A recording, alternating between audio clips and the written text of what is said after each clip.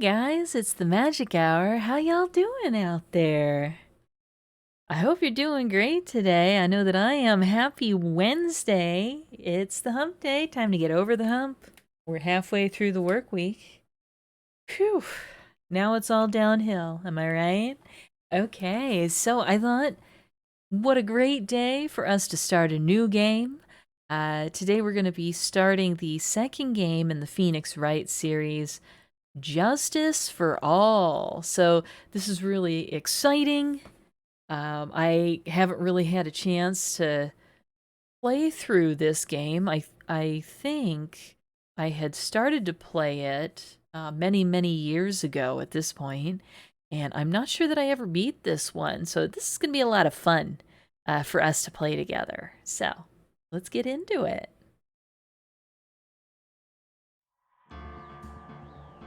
All right, so we're gonna start a new game here. Hey, Virtue Bro, good to see you. Thank you so much for the 10 bits. Yes, new Phoenix Wright. Are you excited? Because I know that I am. Oh, and I guess I shouldn't forget that we also have a little more news. A few of my emotes were approved. So we now have a hello emote here. Looks like that. And then we also have a hype emote. So you feel free to use those liberally at the correct moments, okay?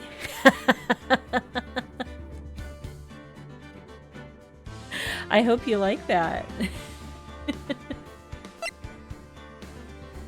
All right. Hey, looking good. There you go. I like seeing folks use these emotes because I paid good money for them, so every time you use it, it justifies that expenditure a little bit more in my eyes. Alright, so getting into Phoenix Wright Ace Attorney Justice for All today. Let's go ahead and start her up. And as usual, the series is divided into episodes that are called turnabouts. So this first episode is called The Lost Turnabout. Let's go ahead and play.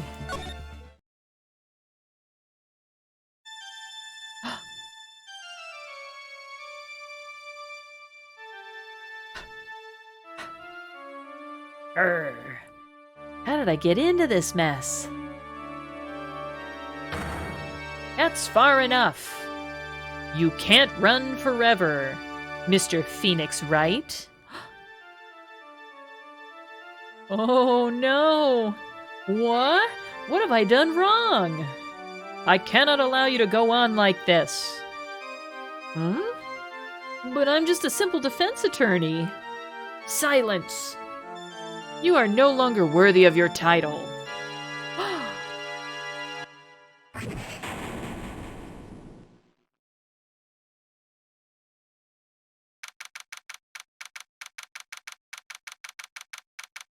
Okay, we're in the defendant's lobby. Hey, there's Phoenix. Man, remember when cell phones looked like this? What a ringtone. I love it. Okay, what a nightmare. And I bet it was this ringtone that caused it. I really shouldn't be dozing off right before a trial starts anyway. Huh, looks like they hung up. Ah, good. I finally found it. Oh my goodness. Talk about a close call. I hate to do this to you, but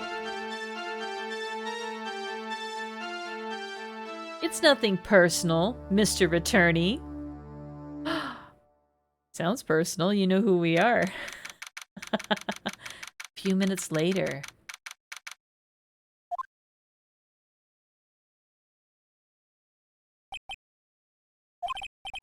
Ouch, my head. It's throbbing. And why does it feel So foggy in there. Who's this? Good morning. Good morning. What's wrong? You don't look well. People are at their best first thing in the morning. Where's that fighting spirit? Sorry, but can you please turn the cheeriness down? My head sorta hurts. Roger that. Am I in trouble or something? Huh? Trouble? Wait, never mind. You're a policewoman, right? I thought maybe I had done something wrong. What are you talking about? I'm the one in trouble. What? I'm placing my life in your hands today, Mr. Phoenix, Wright. Life in my hands? You promised me. You said you would prove that I was not guilty. Not guilty?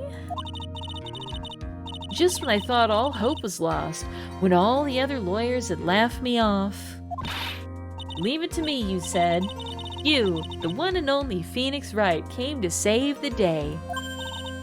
Just like that, I was moved to tears, sir. I'll never forget what you're doing for me. Ever. What is this girl babbling about? Actually, I really love to watch court proceedings, and I always root for you to win. When I'm off duty, I like to come here and... What's wrong? You've been acting really strange and you keep staring at me.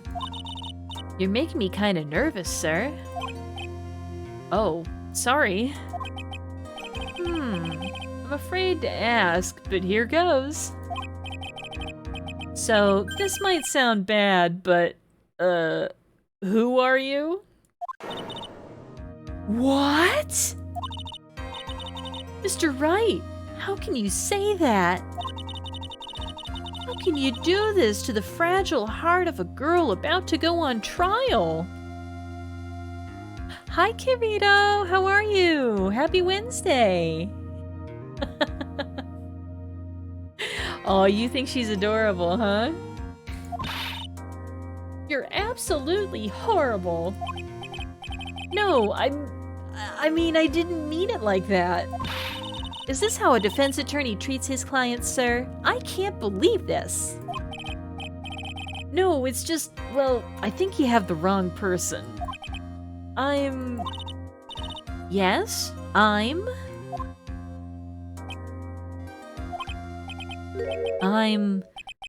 who am I? Why am I drawing a blank? Oh no! Does our boy have amnesia?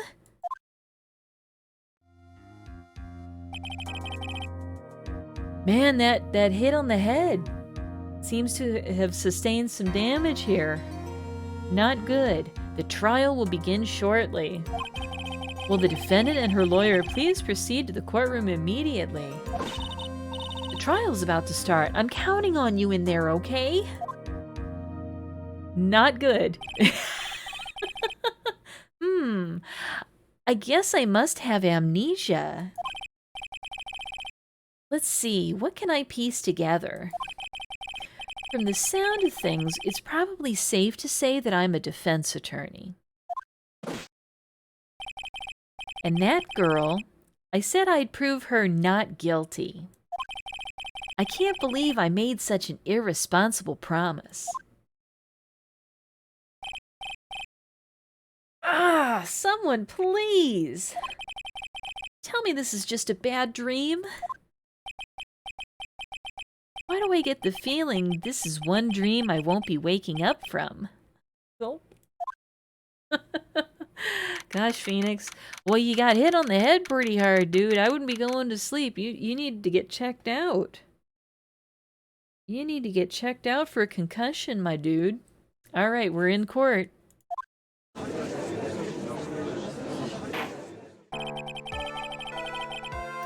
Court is now in session for the trial of Maggie Bird. The prosecution is ready, Your Honor. Oh, I remember this guy from the first game. Right? He was the prosecutor opposite us in our very first case. This is gonna be easy. Alright. The prosecution is ready, Your Honor. What is it, Mr. Wright? Are you talking to me? Do you see any other defense attorneys here? I guess not. Now then, are you ready? Yep. I guess I should say yes for now. Are you ready, Mr. Wright? Yes, Your Honor. Wait a sec. Her life is in my hands. I should really do the responsible thing. Actually, you see, Your Honor, my memory is kind of... The court will not hear the defense's excuses. The judge don't want to hear it, Phoenix. Because the defendant is a member of the police, this case is under great scrutiny. Therefore, we must make this trial fair but swift. I believe I have told you this before. I hope you're not telling me you've forgotten. Actually, I have. Mr. Payne, your opening statement, please. Yes, Your Honor. As I'm sure you're well aware, the defendant is accused of killing her lover. Ooh. What's worse, her lover was a fellow police officer. Oh man. So much scandal. A policewoman? You did what to a policeman? It wasn't me. And besides, Dustin and I, we weren't lovers like that. In any case, the prosecution will prove that the guilty party is none other than the defendant. Very well. Mr. Payne, please call your first witness. It's been a while, Mr. Wright. Let's see what you've learned since last time. I won't show you any mercy this time, rookie. Okay. And who are you again? Well, Phoenix may not remember, but we do. We kind of embarrassed this guy the last time we were in court together, so I think he's got a grudge. The prosecution calls Detective Dick Gumshoe to the stand. Yet another familiar face, right? Here we go. Don't let me down, Mr. Wright. Nowhere to hide. I'm so dead.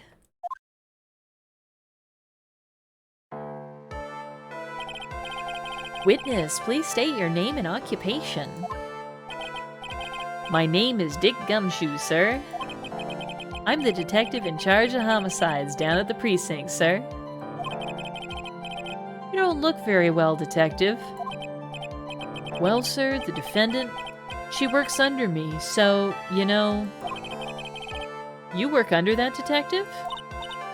Yes, sir.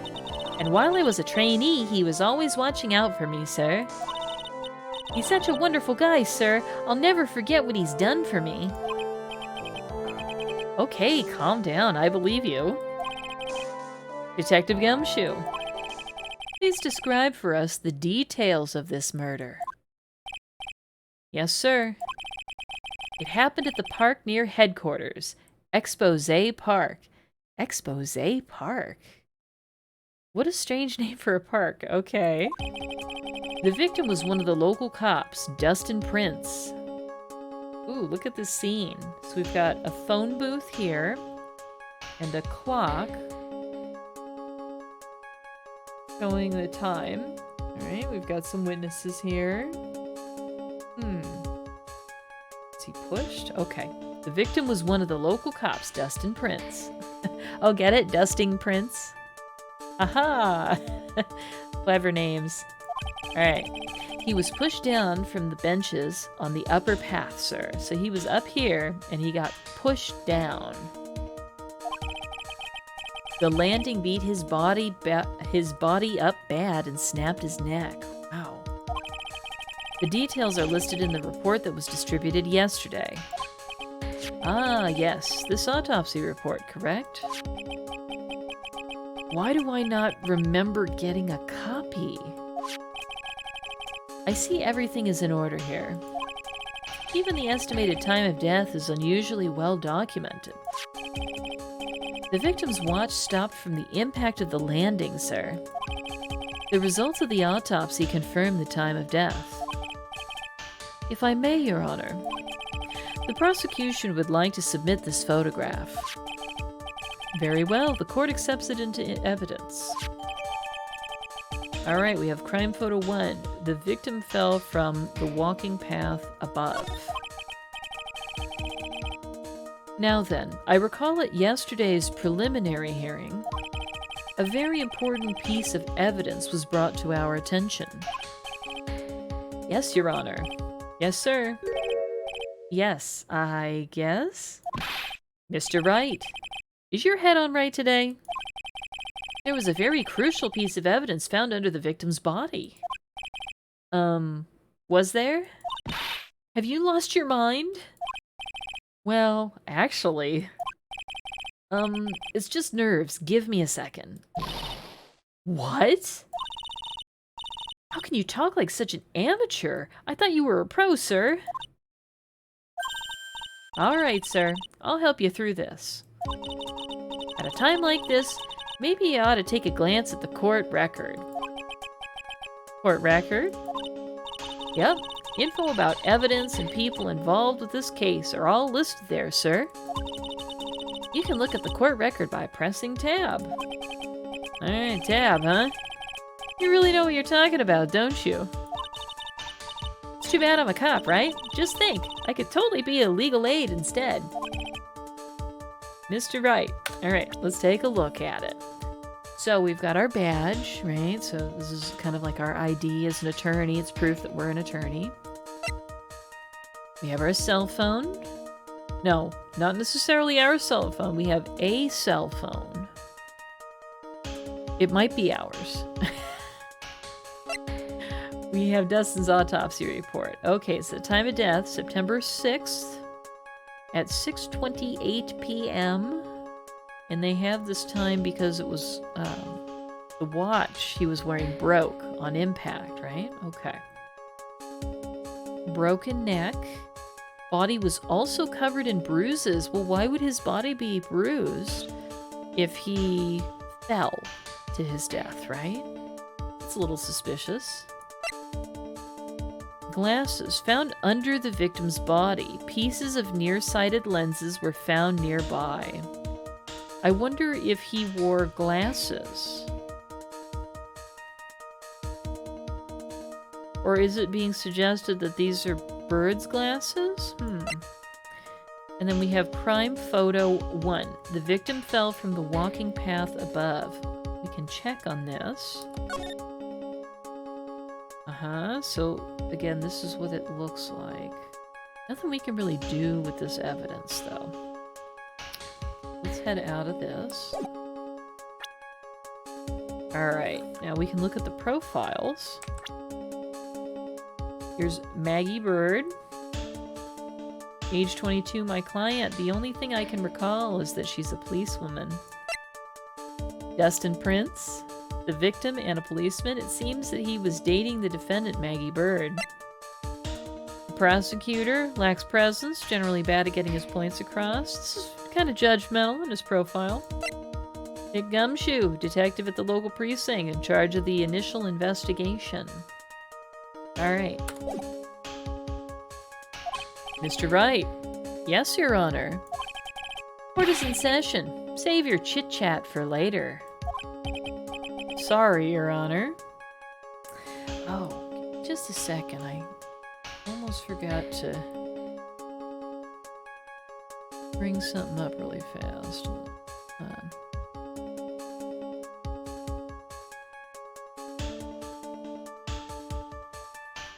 There we go. Perfect.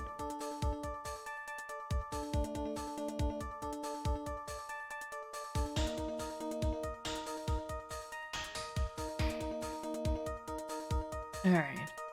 Sorry about that. Okay. Sorry, Your Honor. Well, I guess I better check the court record and see what I can find. Well, we already did it. What was it again? Tab? Alright, Mr. Wright. Let's see if your notes are in order.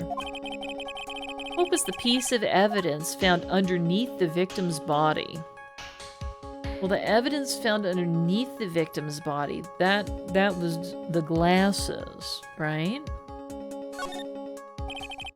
That's simple, Your Honor. A broken pair of glasses. That's right. The victim grabbed his killer's glasses as he was being shoved, sir, and held on to them as he fell.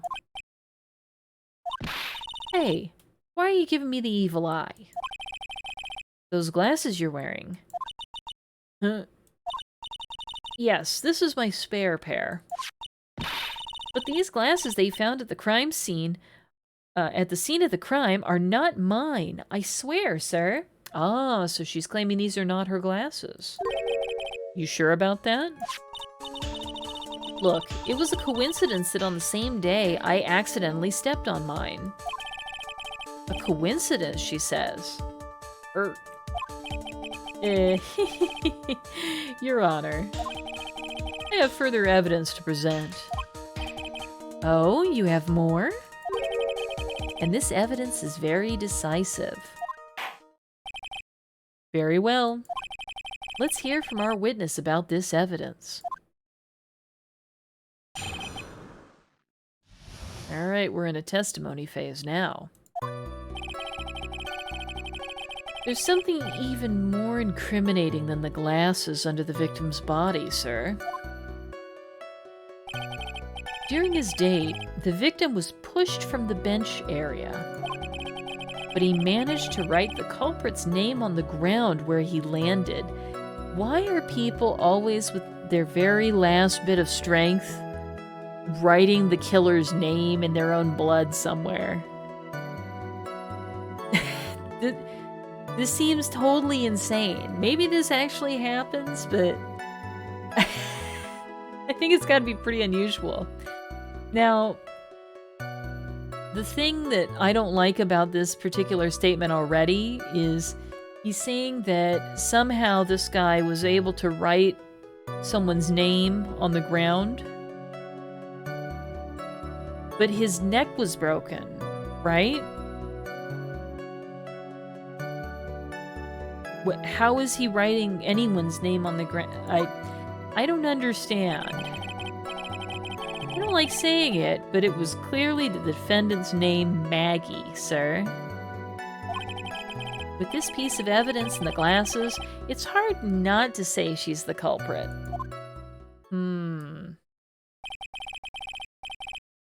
This is a picture of the writing, Your Honor. Just a second here. Gotta fix one more thing.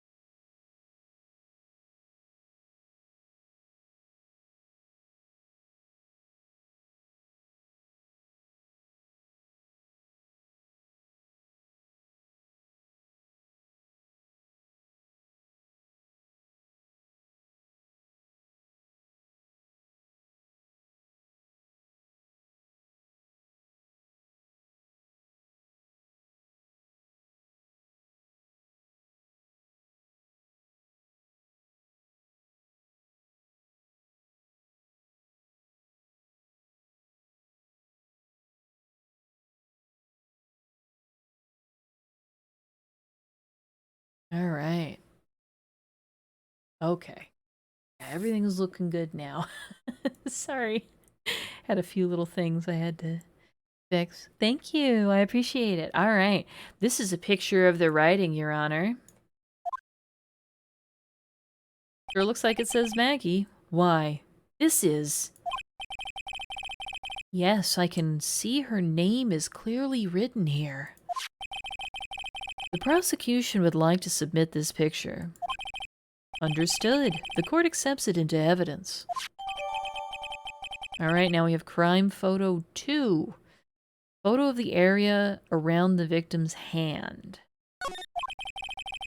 As if the glasses alone didn't make you look suspicious.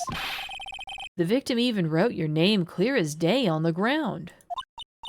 But, I already told you, those glasses aren't mine. And how do you explain his dying message? It's a conspiracy. I'm not guilty, sir. Mr. Wright, you may cross-examine the witness. Take a look at the second photo real quick before we do that. Yeah, again, I'm not really sure how he's writing anything with his neck being broken.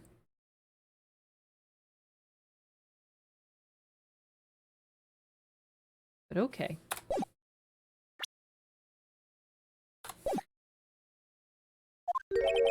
Cross-examine?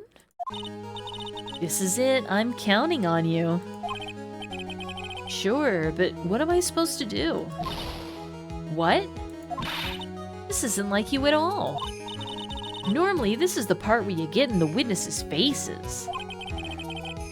Get in their faces and do what? I guess there's no way around it. Okay, I'm gonna lend you a hand. The prosecution's witnesses all hide things from the court, which means they lie from time to time. Lie? But isn't that detective your superior? Well, even if they don't mean to lie, sometimes people just remember things wrong. Boy, that's the truth. You know, eyewitness testimony is famously unreliable in empirical study. Alright, like that detective. He does sort of look like a scatterbrain. It does matter. Either way, it's bad for us, sir. That's why when you question witnesses, you have to find and expose their lies. Mr. Wright, your cross-examination, please. Yes, Your Honor. Talk about trial by fire. Here goes nothing. As long as I can expose the lies, we should be all right.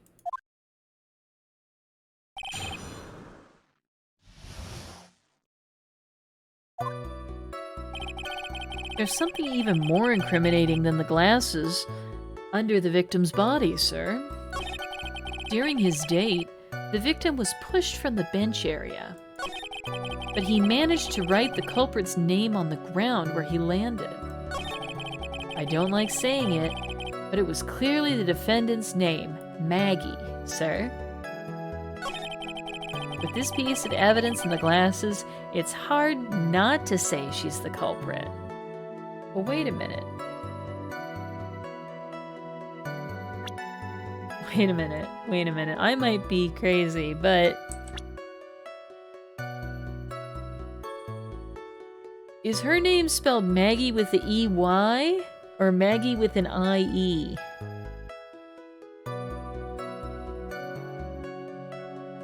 I think this is the discrepancy we might be looking for here, right?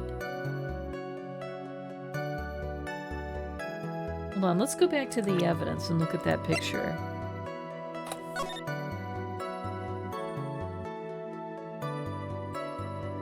That is really sneaky. That is really sneaky. Okay, okay. So let's go ahead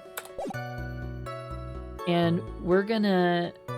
how about present...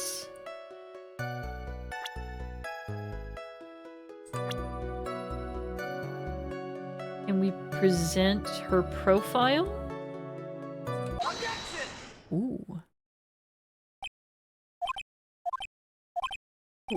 What is it?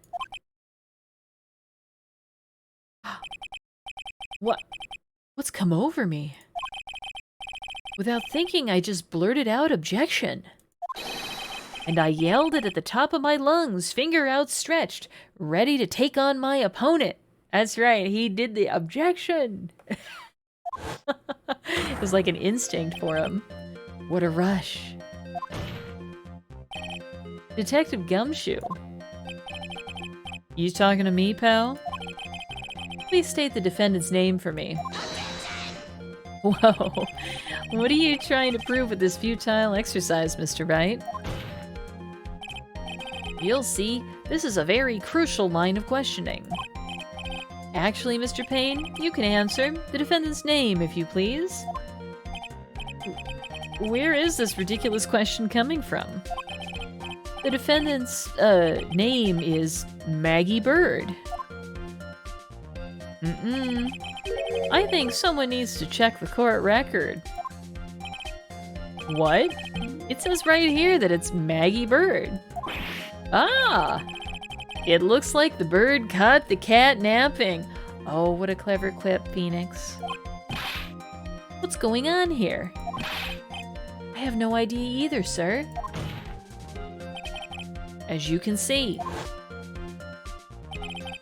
the victim did indeed leave a name, Maggie. However, the defendant's name is actually spelled M-A-G-G-E-Y. This is a blatant contradiction of facts. He's right, you know. He is right. Oh. How about that? I hadn't even noticed. But maybe the victim didn't know how to spell her name correctly. Come on, man. May I remind you that it was you who said the defendant is accused of killing her lover. If they were truly lovers, it would be impossible for him to have not known her name. No! This is very true. Mr. Payne. Yes, Your Honor? Are you absolutely certain that the defendant and the victim, Dustin Prince, were in fact lovers? Yes, I am quite certain, Your Honor. They were a well-known couple in the police force. Detective Gumshoe. Please testify for the court the relationship between the victim and the defendant. Yes, sir.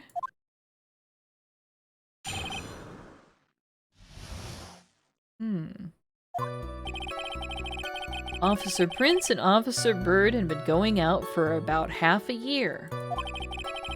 It sounded like they were even talking about marriage.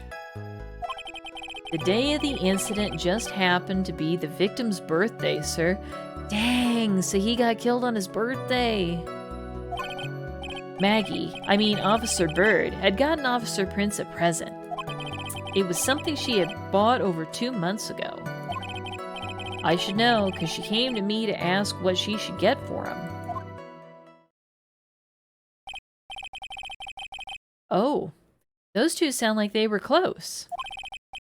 Nevertheless, tragedy struck. Yes, I see. You may cross-examine the witness, Mr. Wright.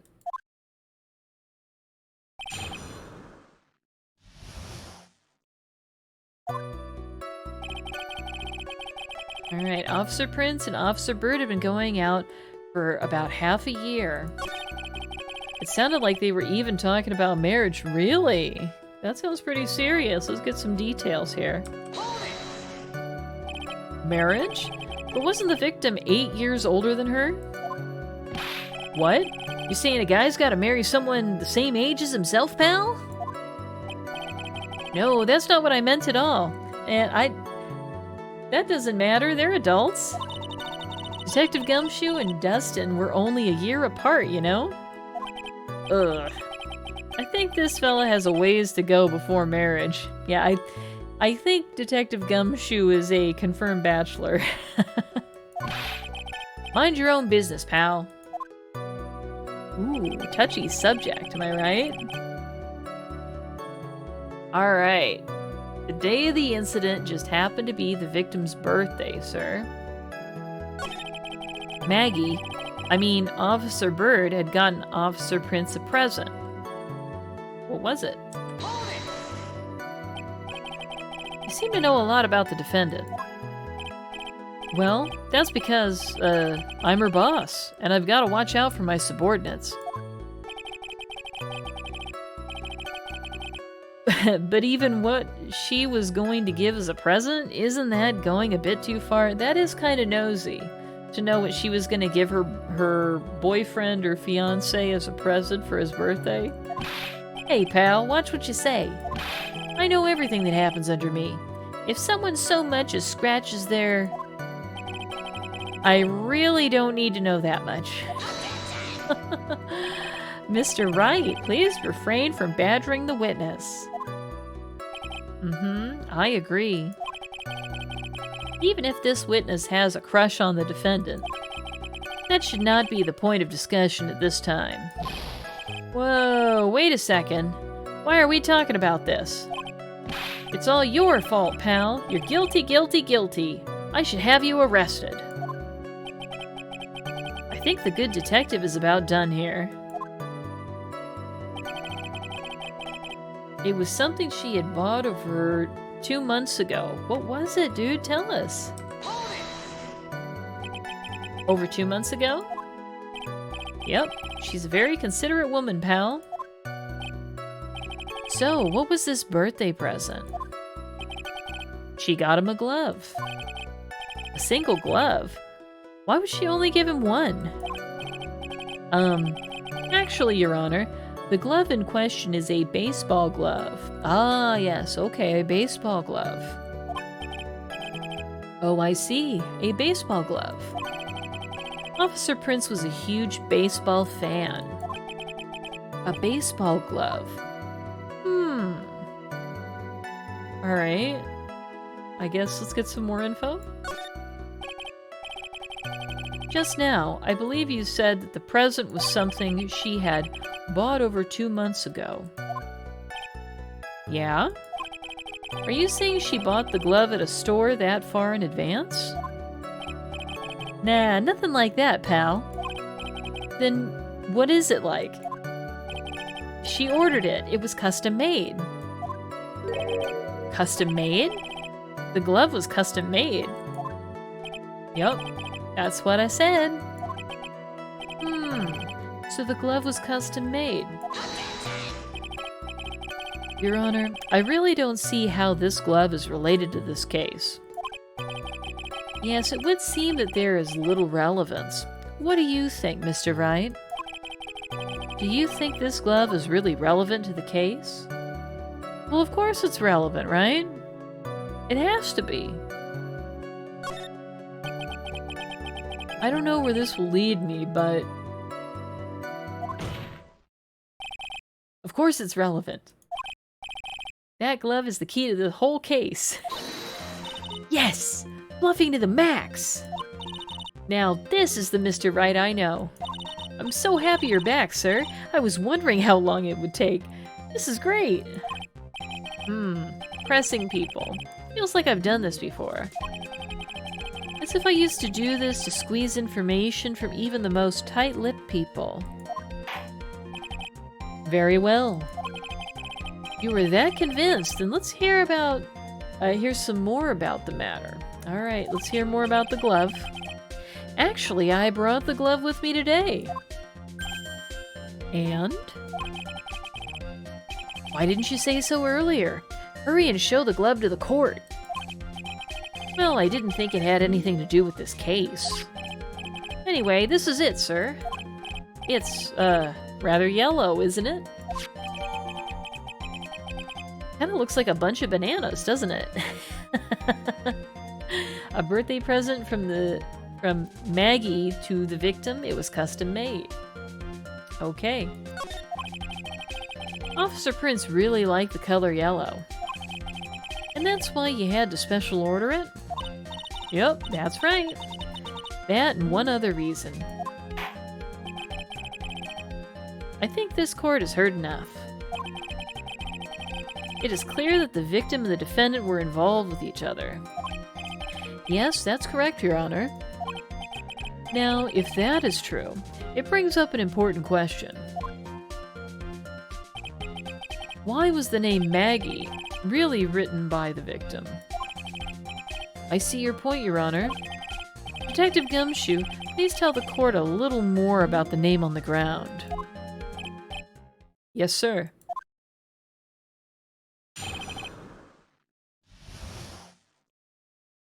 Alright.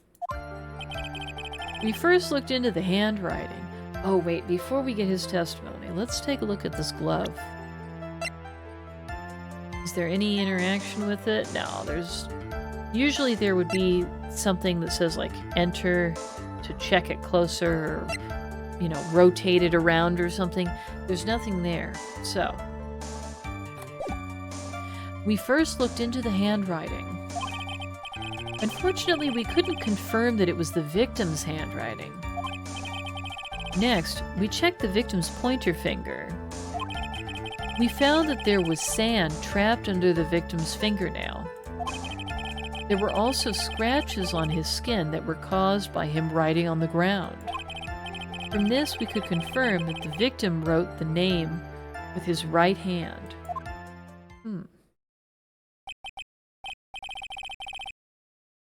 Okay. Yes, a perfectly logical conclusion. Now then, Mr. Wright, you may cross-examine the witnesses. Thank you, Your Honor.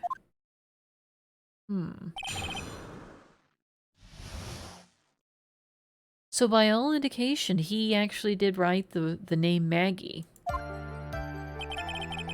We first looked into the handwriting. Unfortunately, we couldn't confirm that it was the victim's handwriting. Next, we checked the victim's pointer finger. Well, wait a minute, let's go back here. We couldn't confirm it was the victim's handwriting. Let's talk about that. So in the end, you couldn't confirm it? Hey, don't you look down on us. I told you, we're not a bunch of simpletons, pal. Everyone knows you can't find out everything you want with scientific investigation. I've never heard that before. Me neither. Nor I. I never heard anything like that at the police academy, sir. Okay, so I made it up. Anyway. Next, we checked the victim's pointer finger. We found that there was sand trapped under the victim's fingernail. There were also scratches on his skin caused by him writing on the ground.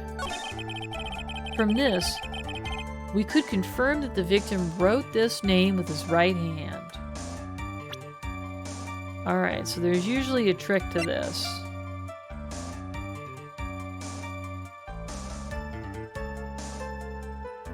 We want to look at this photo? Alright, so here he is clearly writing with his right hand. But he's writing Maggie spelled in a different way than the Maggie we're defending. Alright, so it looks like he actually did write this. Or at least his hand was moved to write it, right? Why did they give us a baseball glove? Oh, I get it. Have you figured this out? Alright, so if you are right-handed in baseball, you wear your glove on your left hand, right? To catch, and you throw with your right hand, right? Well, this appears to be a glove for somebody that's left-handed. That must be the thing. Okay. He was left-handed, yet in this picture he's clearly writing with his right hand. This has got to be it. Okay. Here we go. Let's go ahead and present this baseball glove.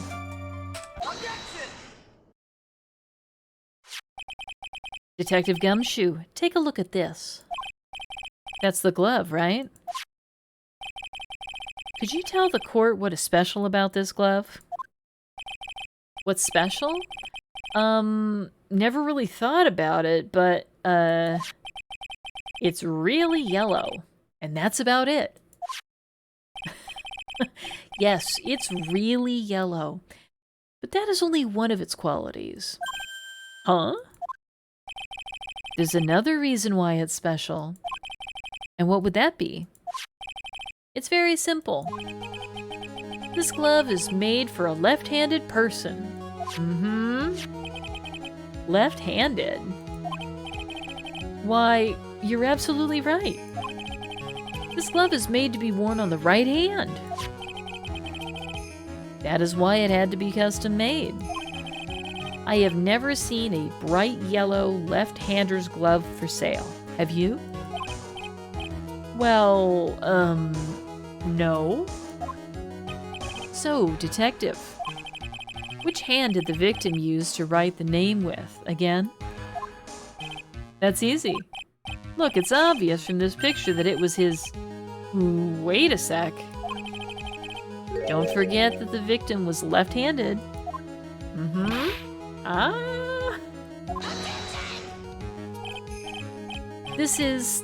That is... I mean... I object... Overruled. Mr. Wright, I would like to know what your line of reasoning proves. There is only one conclusion that can be drawn. A left-handed person could not have written a message with his right hand. Therefore, the person who wrote the name Maggie could not have been the victim. Yeah, somebody must have moved his hand.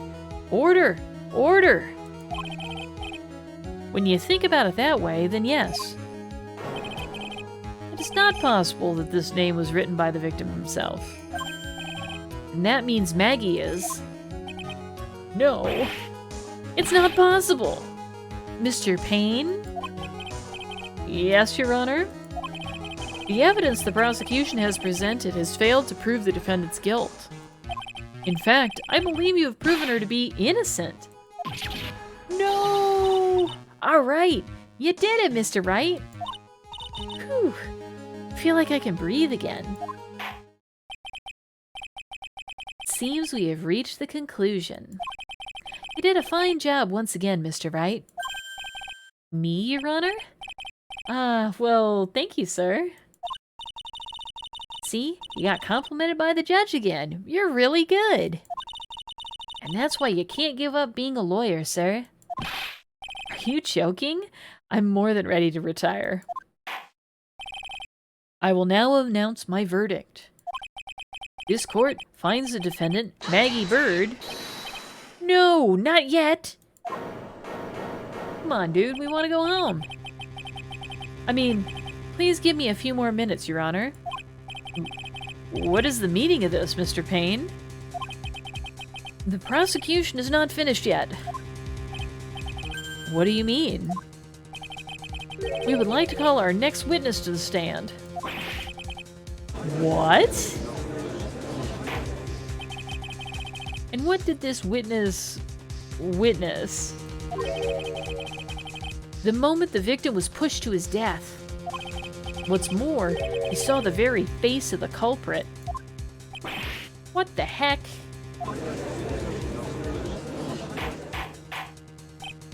Order! Order in the court! I believe a recess is in order. Afterward, we will hear from this new witness. I had a feeling that this was a bit too easy. I need more information. I'll have to see what I can find out during this recess. I can't let my guard down. It's only going to get tougher from here. Court is adjourned for recess. Oh my goodness. We're really getting put through our paces from the get-go. Oh yes, time to save. Let's go ahead and save in this first slot here.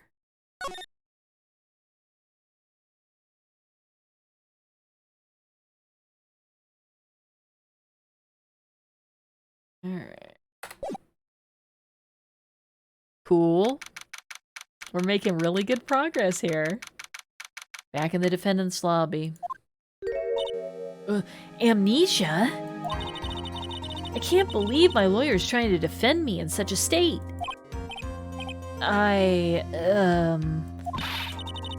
Why didn't you tell me, sir? I'm sorry I didn't mention it to you. Oh, I know what to do. I heard you can fix something like this with a really strong shock to your system. Come on, lower your head a little. A Maggie kick should be all you need. Oh, so they're gonna do the whole Fred Flintstone style of dealing with head trauma. You just keep hitting him on the head till he's back to normal. Hey, it's D-Bone. How you doing today, D-Bone? Yeah, well, it turns out that Phoenix has a little amnesia at the beginning of this game. So we're trying to figure out who we are and what we're doing, and of course we're doing all of this at the very same time as we're defending someone on trial for murder. So we're trying to defend this gal here, Maggie Bird. She's a police officer, and her boyfriend, who was also a police officer, is the one who was killed. All right, and they both happen to work for Dick Gumshoe, so this all kind of ties into the last game. Yeah, so let's see. She wants to kick us in the head to try to help us get back to normal. No. I think I'll pass on this one. Come on. I'm sorry. Whenever I see someone in trouble, I have a hard time leaving them alone. I tend to stick my nose where it doesn't belong and try to tackle everyone's problems. Well, Maya has one problem you won't be tackling today. Well, we're here to solve your problem first. We can deal with mine later. Yeah, amnesia is not something a defense attorney needs. Yeah, remembering stuff is kind of important, well, to anyone really, but especially important if it's your job to point out facts of the case and things like this. If you don't remember what happened, you're in big trouble. For now, do you think you can fill me in on a few things? Like, what's an attorney? No, I'm just kidding. Of course, I'd be honored to. Well, I guess we'll start with my name and then I can tell you about me. No, that's okay, really. I think I know you and your name pretty well by now. I was wondering if you could help me figure out a few things about myself. So, my name is Phoenix Wright? What a weird name. This is serious. You really don't remember. Tell you what, sir. You can have this back, and maybe it'll help. This is a business card? I got this from you. It's my most prized possession. You can borrow it for now, but please give it back, okay? Okay. There's some numbers written on the back. Oh, that's your cell phone number. Business card. I have my cell phone number written on the back. I guess for now we should stop talking about me and start talking about this case. Well, before we do that, can we look at it? No, we can't even look at it. This case? Yep. Can you think of anything that would be helpful for me to know? What can I tell you? Can't think of anything other than the incident with that cell phone, but... Cell phone? Yeah, your eyes lit up when we talked about it at the detention center, sir. Hurry up then and tell me. This might be very important. Okay, Roger. It was on the day of the crime, just before 6 p.m. I picked up a lost cell phone while on a walk with Dustin. Oh, she's wearing a blue badger hoodie. This is such a great ringtone. Okay. All of a sudden, the phone began to ring. Hello? Oh, thank you. I've been searching for my phone. Is this yours? Oh, I'm glad you called. We can meet up and I can give this back. I'll be right there. I'm sorry, I didn't catch your name? You can call me Maggie. Ah, I think she was set up. It was very suspicious. So she told someone her name was Maggie, but there's no way they would have known that she spells her name in an unconventional way, right? We agreed to meet up at 6 p.m. Dustin and I waited for the person to show up, but they never did. So where's the phone you found now? I gave it to you yesterday. Huh? To me? Is that the phone in my pocket? You mean this? Do you think it has anything to do with the murder? Yeah, D-Bone, exactly, because she spells it M-A-G-G-E-Y instead of with an I-E at the end. Yeah. I don't really know, but if my eyes lit up... Oh, you were here all along. Hey! Finally, a familiar face. Well, I mean, Dick Gumshoe's familiar, and the judge is familiar, and Payne is familiar, but here, our legal assistant. Thank goodness. Yes, Maya, you're so mean. I called you a million times, but you wouldn't pick up. And when I went to check in the courtroom, everyone had already left. Heck, now who in the heck is this? Let me guess. I'm supposed to know this girl, too. Hey, good morning, Maggie. And a good morning to you, too, Maya. So, how's it going? Is there a word for worse than abysmal? Oh, and what if I said that everything will be fine? That's right. It's Maya to the rescue of the ultra-decisive, super important evidence. Thank goodness, Maya. Here you are, Nick. The thing you wanted me to bring. Huh? Oh, thanks. What the heck is this? A list? It has about 20 people's names and phone numbers written on it. It was kinda tough, but I managed to dig up some dirt. It looks like these guys are up to no good. No good? As in, there's a group of con artists the police are currently investigating. I think these guys are members of that group. Very interesting, Maya. Why would a group of con artists pop up in a case like this? Don't look at me. Where did you get this list from in the first place? What? Don't you remember, Nick? You're the one who asked me to look this up yesterday. Oh, is that right? These numbers were in the memory of that phone Maggie found. So that's where they're from. Okay, so all these numbers were on that suspicious phone. You're awfully forgetful these days, Nick. I hope I never get to be a forgetful old prune like you. Dang, my feelings! Maya, actually, Mr. Wright is... Mr. Wright, recess is now over. Please bring the defendant and return to the courtroom immediately. Oh, oops. I guess you have to get going. We can talk about you being old later, Nick. Wish us luck. I guess I have all the pieces now, more or less. All that's left is to put it together. I'm not gonna lose this. I can't. Come on, Nick. Better get a move on. Yeah. All right. Ooh, here goes nothing.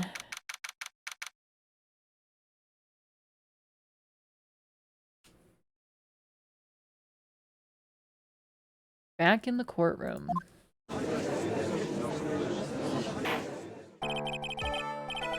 Court will now reconvene. Please call your next witness to the stand, Mr. Payne. Yes, Your Honor. Before I do, if I may say a few words. What is it, Mr. Payne? It's about the next witness. He has a tendency to say things that rub people the wrong way, you see.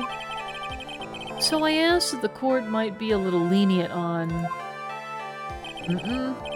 There's no need to give a preface. Just hurry up and call your witness, please. Yes, Your Honor. The prosecution calls its next witness. A drifter who was taking a walk in the park on the day of the murder.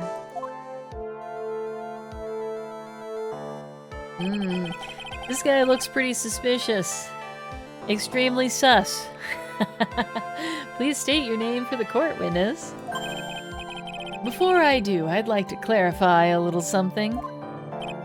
Huh? Oh, alright, go ahead. Just now, you introduced my wonderful self to the court, correct? Perhaps as a drifter who was taking a walk? Did I? But I will not stand for that. Now you've tinted the court's eyes and colored me wrongly. Sure, I suppose calling me a university student would just... Whoa! I think this guy might be related to Wendy Oldbag. What do you think? He has a lot to say. Yes, I understand. I'm very sorry.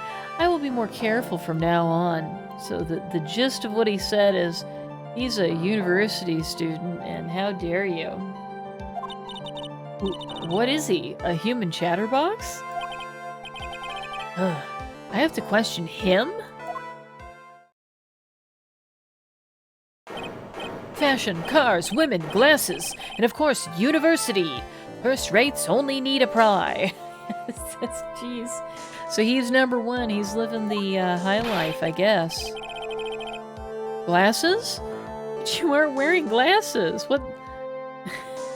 He's not. That's enough.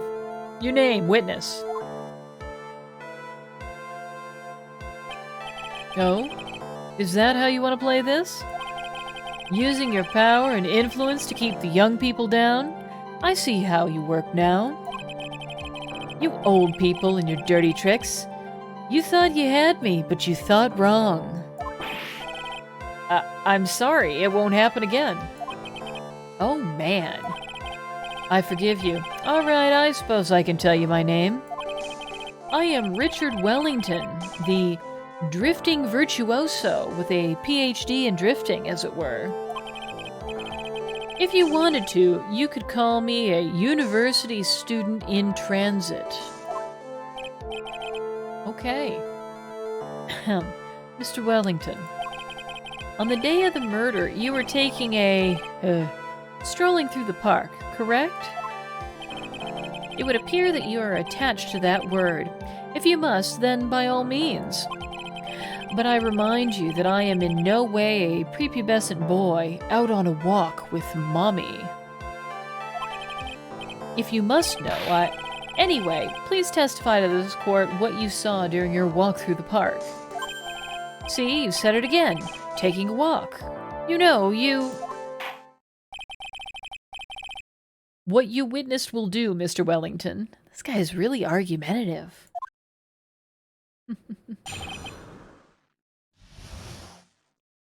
Alright, tell us what you saw, man. I was at the park all afternoon, deep in thought about my life situation. I don't remember the time all that well, but I do believe it was past 6 p.m. All of a sudden, a police officer falls from above, right in front of my eyes. Without a thought, I looked up, and there I met the eyes of a charming young lady. Of course, I remember her sweet face. It was that of the pretty defendant there.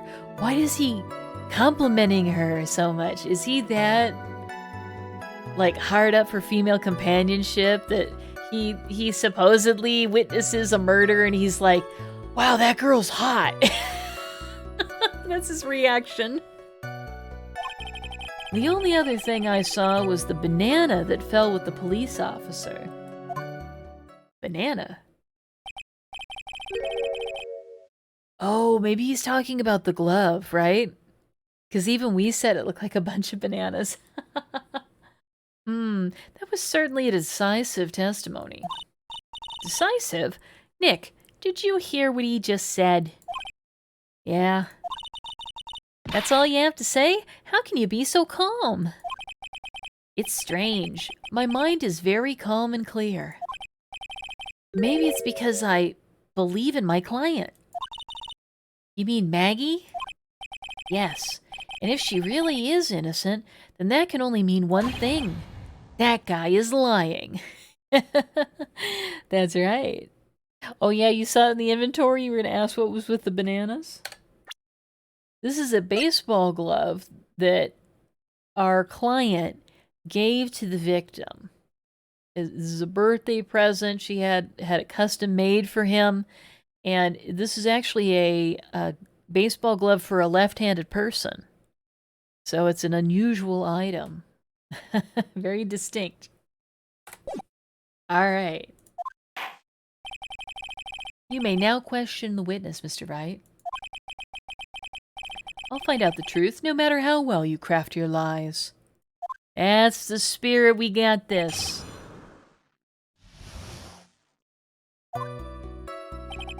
I was at the park all afternoon, deep in thought about my life situation.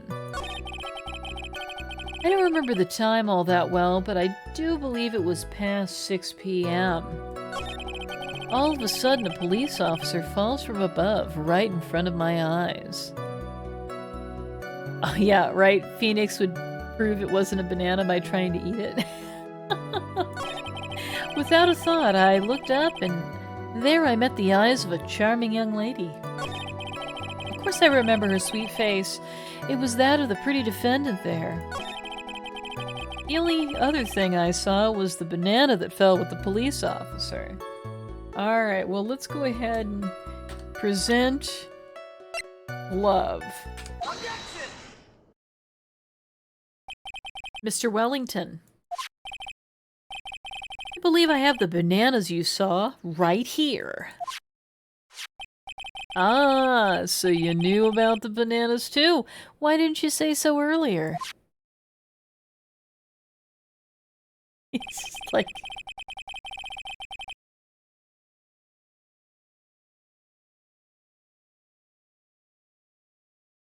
But don't think you can use this as a way to pull more information out of me. And that's where you'd be wrong. Yes, Beef Wellington indeed. I think that's sort of what his name is getting at. It's trying to make sure we understand he's bougie, right? Mr. Wright, what is the meaning of this? Isn't that the baseball glove? Oh, look at this face. Huh? What? A baseball glove? Doesn't it look delicious? Care for a bite? That's not... It's a... No! Your Honor, I think this proves one very important fact. This witness...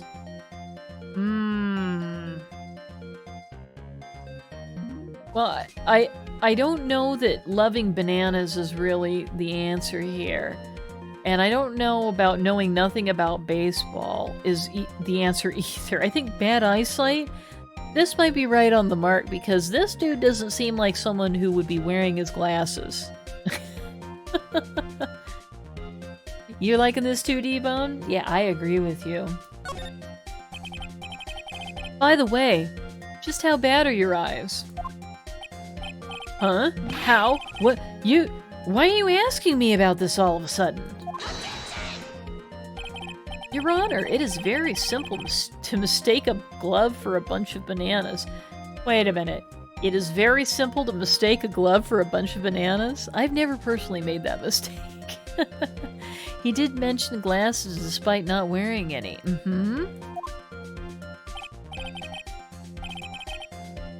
No, I don't think so. Objection overruled. You're one of those people. Yes, you know what I mean. You're like those people who refuse to...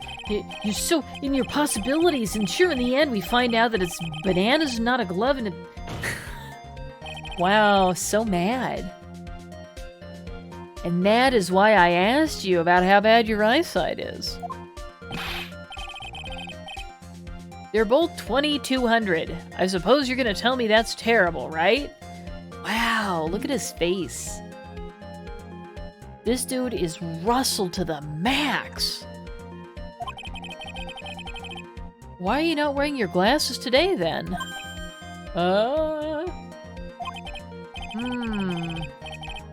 That's because I lost them recently, you see. Yeah, I have the feeling I know where they are. I have the feeling that they're right here in the court record. They also match your outfit that you're wearing right now. That must be a coincidence. Of course, I was planning on getting a new pair made right away.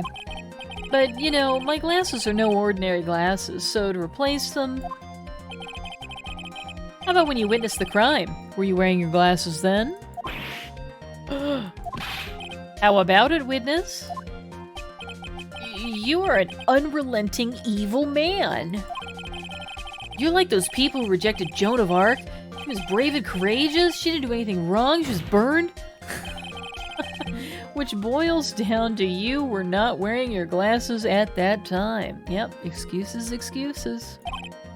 Therefore, the identity of the woman at the scene of the crime and that of the defendant cannot be proven to be the same by this witness. But the height difference was only 9 feet. It was very possible for him to see the face of the culprit standing on the upper path. Witness? Please be more accurate in your testimony. Remember, a person's life is at stake. Yes, Your Honor. Now then, please continue with your testimony. Please tell the court what happened next, in the moments after you witnessed the crime.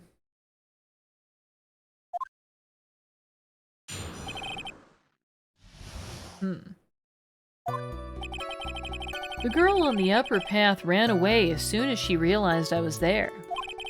After that, I immediately called the police station to report the crime. It must have been 6:45 p.m. when I made the call. They must have had a lot of free time on their hands, since they showed up within 10 minutes. What does that mean? They must have had a lot of free time on their hands. So what you're saying is you called the police and you reported a murder, and the police arrived on scene of the murder within 10 minutes. Yeah, I mean, that would be a great thing to have happen. Right? Secure the scene almost immediately after the crime occurred? So the person who was on the upper path saw you and then ran away. Yes, that is correct. Which is why even someone without a superior brain like mine can understand that. That girl is the murderer. You may question the witness now, Mr. Wright. Superior brain, huh? I don't like this guy. The girl on the upper path ran away as soon as she realized I was there. After that, I immediately called the police station to report the crime. It must have been 6:45 when I made the call. Wait a minute, we have something else with a time on it, don't we? The autopsy, right? Time of death, 6:28 p.m. Wait a minute. Why did it take him so long to make a call? It took him more than 15 minutes after the time of death to call the police? I don't like it. Let's present this autopsy report.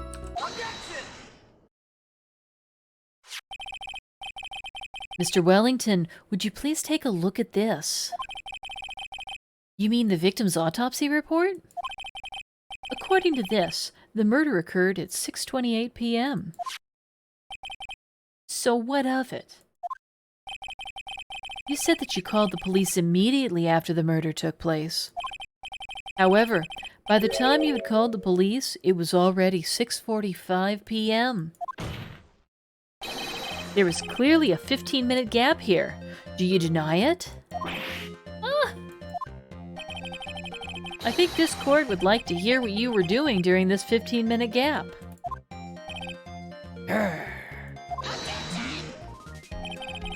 The witness was in shock at the time after witnessing a terrible murder. It's only to be expected that he would be a little dazed. 15 minutes is hardly what I would call a little dazed. Mr. Wellington. Yes? Explain yourself. What were you doing during those 15 minutes? Yeah, that's a good question. Answer the question. Telephone, I mean... Spit it out. I was searching for a phone booth. What do you mean searching for a phone booth? There was one literally on the scene. Look at this, look at this. There's a phone booth literally right next to the body. What is this guy talking about? He was searching for a phone booth. He is lying. A phone booth? You mean you don't have a cell phone? You and your questions. As if you're trying to open all the layers of a Matryoshka doll. You must think you're really something special. Witness. I lost my cell phone. There. Are you happy? You lost it. Okay, this is all coming together here. We've got a cell phone and some broken glasses found at the scene. I think this is the bad guy. Have I ever played the Danganronpa series? No, I haven't, but it's actually on my list of games to play, D-Bone. I was literally just talking about those games this weekend. So I think that's something that we might want to look into after we play through the Phoenix Wright trilogy. I know that those games are supposed to be very similar in style to Phoenix Wright, but you're investigating a murder at a high school, right? Yeah, me too, dude. That's on my list. It's on my list. Just stay tuned. You'll see it sooner than later. You lost it? Oh, you saw the Game Grumps play the first and the second games. Oh, very cool. Unbelievable. You'll lose your glasses and your cell phone. You must be very scatterbrained when it comes to your belongings. What? Are you saying that first-rate people are never allowed to lose things? Haven't you ever heard that all geniuses are, and by that rationale, plain people like you can't... Wow, this dude, he really goes off. Enough. Oh man, oh man. Wait, hold on a second. He lost his cell phone? Nick, that cell phone. Could it be... You mean this phone Maggie found? There's no way. Boy, I didn't see this coming. What should I do now? I'm definitely gonna have to question further, right? We gotta dig into this. Mr. Wellington! Where is your cell phone right now?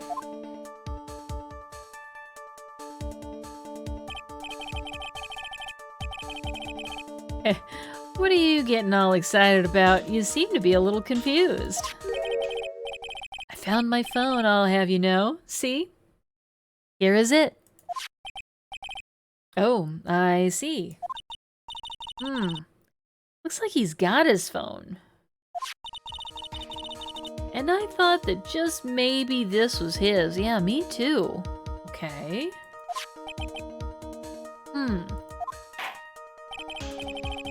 Well then, I think we've cleared this issue up. At the time of the murder, the witness did not have his cell phone because he had lost it. Therefore, the delay in his call was caused by his search for a phone booth. Well, that's the gist of it. I guess you could put it that way and leave it at that. You have any further questions, Mr. Wright? Yeah, there is something. Yeah, 2 phones. Definitely, he could have 2 phones. Your Honor, the witness's testimony does not make any sense. I don't believe that there was ever a need for the witness to search for a phone. How dare you? You can't just make outrageous claims like that. You do have some sort of proof, don't you? Well, yeah, of course. This evidence should be good enough, I think. All right, let's have this proof then. Please present proof that the witness had no need to search for a public phone booth. It's going to be this picture here. It's quite simple, actually. Please take a look at this. At the crime scene photo? Is there a problem with it? Oh, there's nothing wrong with the picture. But if you don't understand my logic after looking at it, something is wrong with you. No! It's a phone booth. That is correct. All the defendant had to do was walk 3 steps. Mr. Wellington, why did you not use the phone that was right in front of you? Oh! Order! Order! What does reporting the crime a little late prove for the defense? You've never used a phone booth. Are they still used? Yeah, there's still phone booths here and there. They're really uncommon these days. But you do still see them once in a while. Yeah, I often see them at places like airports, you know, like transit stations. What does reporting the crime a little late prove for the defense? The witness can't explain what he was doing for those 15 minutes. That is reason enough to throw suspicion on his testimony. Yes, this is very true. What do you have to say for yourself, witness? Then, I bet this phone really is his, Nick. He must have killed Dustin to get his phone back. But Maggie said that she was going to return it to him. So there was no reason for him to kill for it. And on top of that, we still have the phone she found anyway. But if he wasn't looking for a cell phone, maybe he was looking for something else? Was he... Mr. Wright? Yes, Your Honor? Do you have any thoughts you would like to share with the court? Can you offer an explanation as to what the witness was doing during those 15 minutes? Okay, yeah, I have an idea. There's only one possible explanation. Alright, let's hear your explanation. However, be forewarned that if your explanation is not persuasive, you will be penalized, so think carefully before you present, Mr. Wright. Alright. Yes, Your Honor. I probably shouldn't have said there was only one possibility. Please present to the court the one piece of evidence that will answer the following. Why didn't the witness call the police right away? Alright, so I think he might have been looking for his glasses because the victim's body fell on the glasses, right? And he can't really see well without them. Let's go ahead and present these. Mr. Wellington. What? Don't do that. You almost gave me a heart attack. These are your glasses, aren't they? Ah, where did you find... Gah! I believe the court all heard what you just confessed to. That these glasses are in fact yours. Wow, okay. So we have established that these do belong to Mr. Wellington. Very good. I'll tell you where they were found, Mr. Wellington. These glasses were found under the victim's body.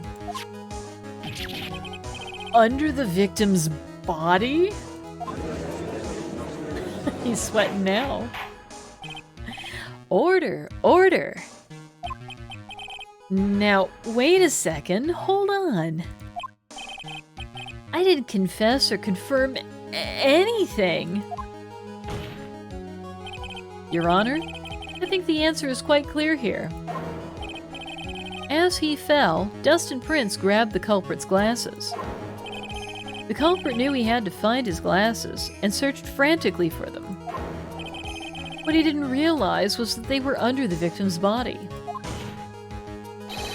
And that is why it took him 15 minutes to make that call. Okay. Mr. Wright, are you indicting the witness as the real murderer? Of course, that is precisely what I am doing.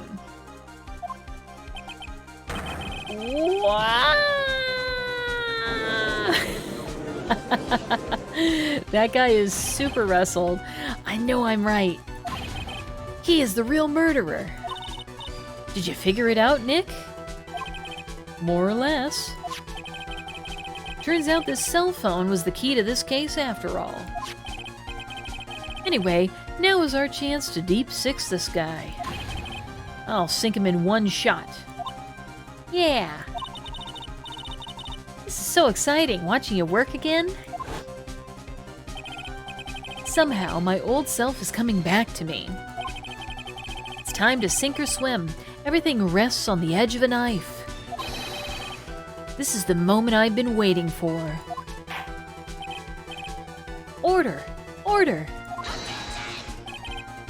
Your Honor, the defense is making a mockery of this court. Without any solid ground to stand on, he accuses the witness of being the murderer.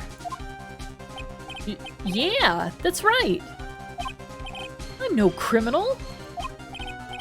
This third-rate fraud of a lawyer. You're kind of glad Maggie didn't beat us up? Yeah, it's a good thing she didn't kick us in the head. In that case, why don't we look at it from a different perspective? Let's hear your explanation as to why you are not the murderer. Why, that's easy. For example, there's, the name the victim wrote. What about that? Oh, you mean the name Maggie? Yeah, even an idiot like you can read that, right? But we already know this was not written by the victim himself. After all, the defendant's name is Maggie with an EY, and the victim was left-handed. In other words, in order to make the defendant look guilty, the real criminal used the victim's right hand to write her name on the ground? Mm-hmm. That's right. That's right. But... Wouldn't that mean that the real criminal was someone the defendant knew? Otherwise, how else would that person know her name was Maggie? Maggie? Well, it's because you called her on the phone that she found, right? That is a good point. The witness didn't even know of Miss Bird before this trial. Ah, I forgot. Was there any way this creep could have known Maggie's name beforehand? There was a way. Mm-hmm. It would be best if I could prove that the witness had a chance to learn that the defendant's name was Maggie. Now, will the defense please present its case? How could the witness have known the defendant's name? Let's go ahead and present this cell phone, right? This has got to be it. If you hear the name Maggie or whatever, you use the most common spelling. That's exactly right, D-Bone. So he heard her say Maggie and just assumed how it was spelled. So he set her up. Let's go ahead and present the cell phone here. Mr. Wellington, you didn't have your cell phone with you on the day of the murder, correct? You are smart, dude. So what if I didn't? When you realized you'd lost it, what did you do? What did I do? Didn't you try to find it by calling it? Why, how did you... Your Honor, these questions have nothing to do with... Overruled. Mr. Wright, where are you going with this line of questioning?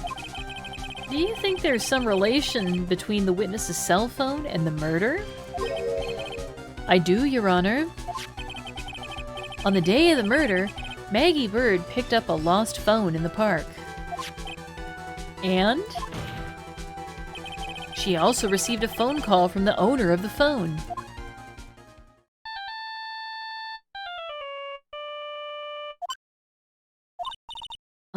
Hello?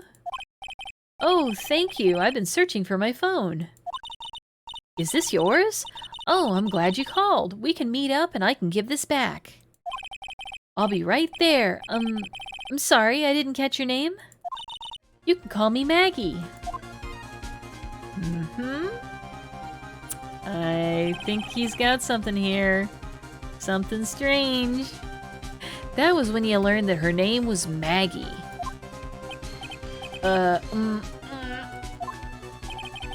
But you made one fatal mistake. Fatal mistake? My client's name is Maggie, with an EY, but the name was written on the ground was Maggie with an IE. You know that ringtone song? What's it called? It's like a haunted castle song. It's, what is that piece called?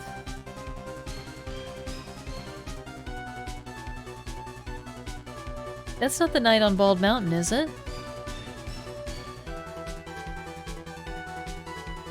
No, Night on Bald Mountain is the one that goes dun dun dun dun dun dun dun dun, right?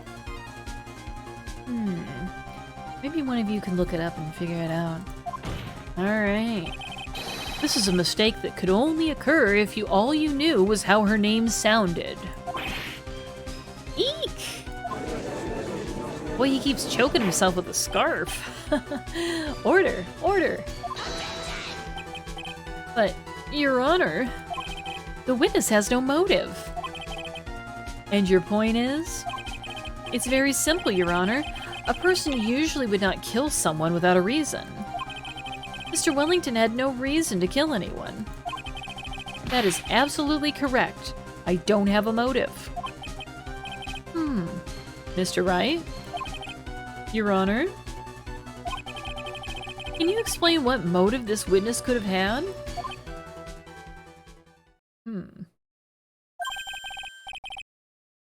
Very simple, Your Honor.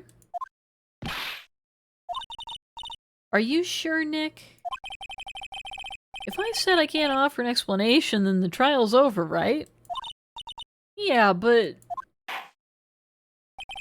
Now then, please present to the court proof that the witness had a motive.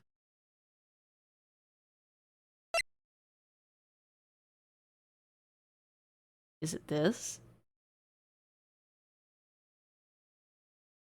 Is it this list of con artists on the phone that Maggie found?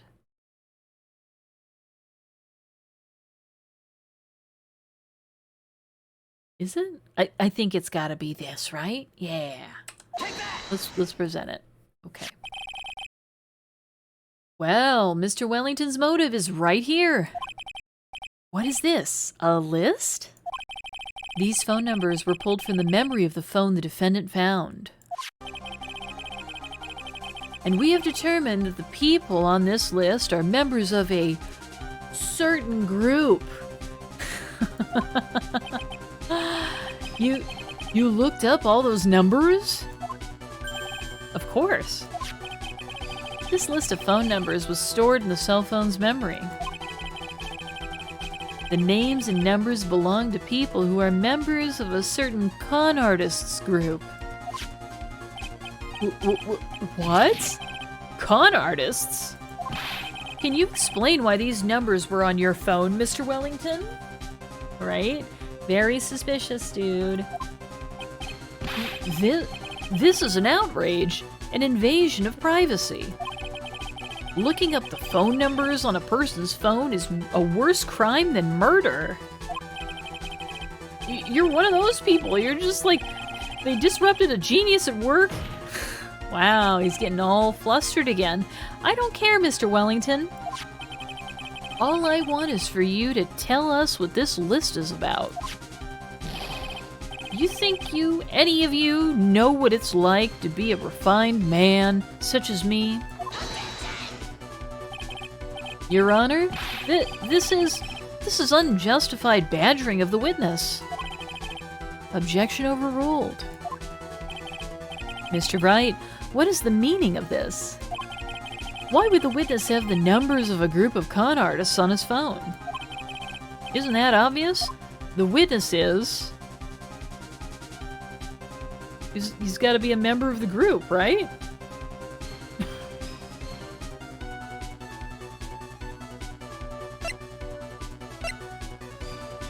He's got to be a member of the group. Mr. Wellington is a member of this very group. Hi, Spilled Wine. Nice to see you. Happy Wednesday. I hope you're having a great day so far. Yes, I'm doing very well. We're doing a pretty good job of defending our client who was falsely accused of murder. So we're about to prove that this guy on the stand is in fact the real murderer, the true killer. So let's get into it. Mr. Wellington is a member of this very group. No! Oh gosh, look at him strangling himself with that scarf. Yes, my lawyer game. This is the second game in a trilogy, so it's a lot of fun. This is a bit shorter than the last one I played. All of your friends' phone numbers are stored right here on this phone. If anyone were to look into these numbers, it would be all over for you. That is why you had to kill. No, this is too much. This guy is sus AF. That does make quite a bit of sense. Well, Mr. Wellington, would you care to explain? I got you now. That police officer. Your Honor. What is it, Mr. Payne? Your Honor, this is unjustified badgering of the witness. Oh, you already said that, man. You said the exact same thing only a few seconds ago. Please. Please, let's think about the content of that phone call. Hello?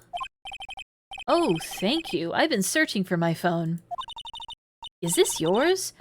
Oh, I'm glad you called. We can meet up and I can give this back. The defendant had already promised that she would return the phone. After that, all Mr. Wellington had to do was meet Miss Bird to get his phone back. Why then would he need to kill anyone? That is a valid point.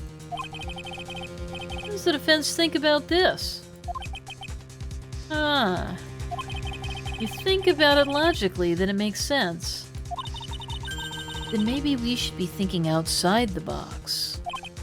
Indeed, thinking outside the box. Yeah, if we think like that, let's see. Maybe that slimeball saw something at the crime scene that made him commit murder. Your thoughts, Mr. Wright? Well, I don't think Mr. Wellington went to pick up his phone in a very friendly manner. But he was promised his phone, so why would he have been unfriendly to the defendant? I think he must have seen something that didn't agree with him when he got there. Well, then, Mr. Wright, what was this something that didn't agree with the witness?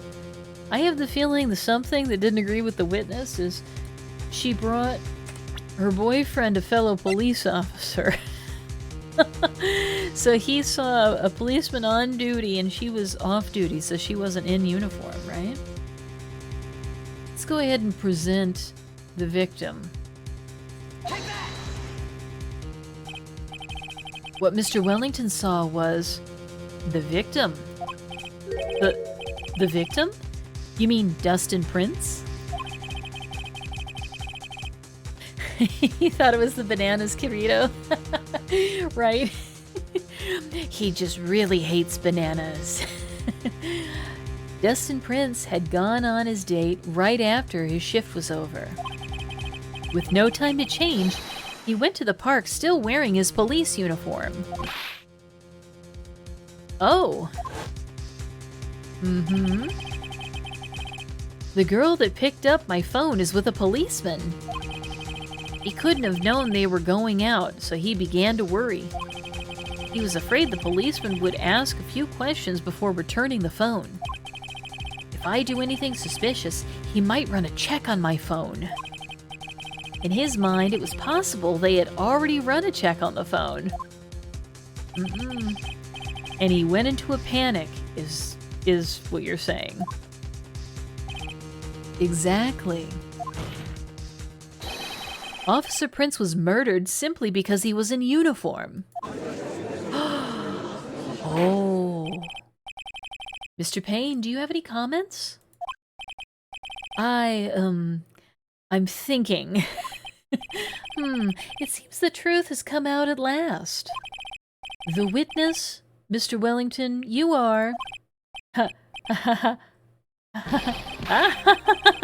Oh, wow, look at his face.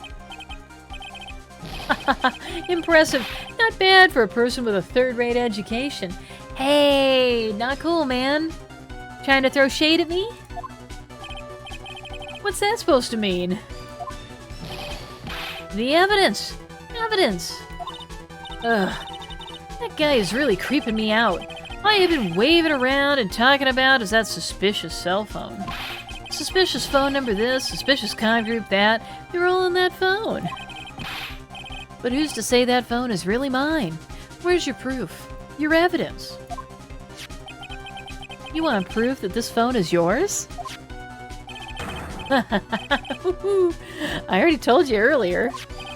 That phone I lost, I've already found it. You don't have even the slightest idea who the phone in your hand belongs to. But you can be sure it isn't mine, you simpleton. Dang, calling me names. What? Trying to hurt my feelings? Feels good to see you squirm. We do seem to have a problem on our hands with this phone. Whose phone is it? Without knowing that, it's meaningless as evidence. Your Honor, this is bad. I can't let him turn the tables on me like this. The cell phone. There has to be something I've overlooked. There's gotta be. Could it be the fingerprints on the phone?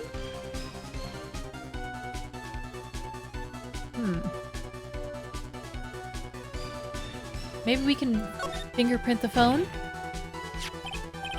I got it. We should check for fingerprints.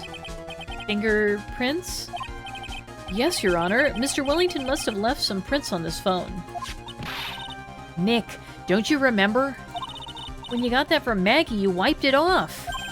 I what? You said there was sand all over it, so... Wiped it? I wiped it? Pretty thoroughly, too.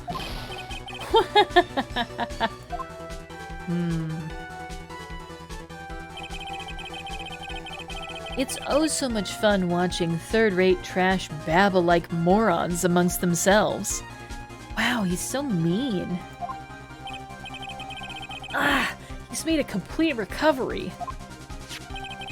How many times do I have to say this? My phone is right here, you see? Oh, and incidentally, you can't check the numbers stored on this phone.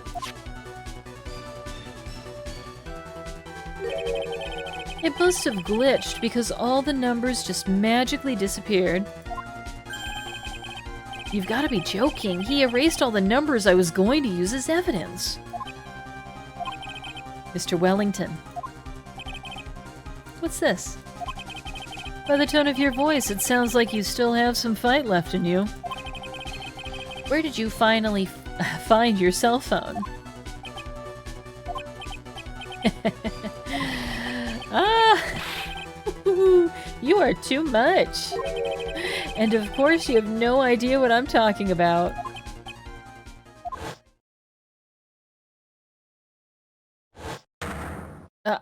Oh my god. Now I remember?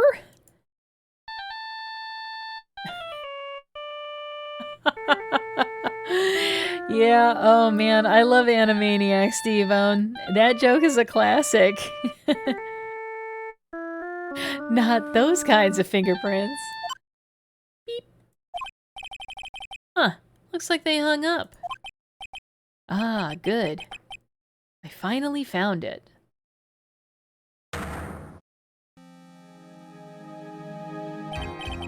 So that's when...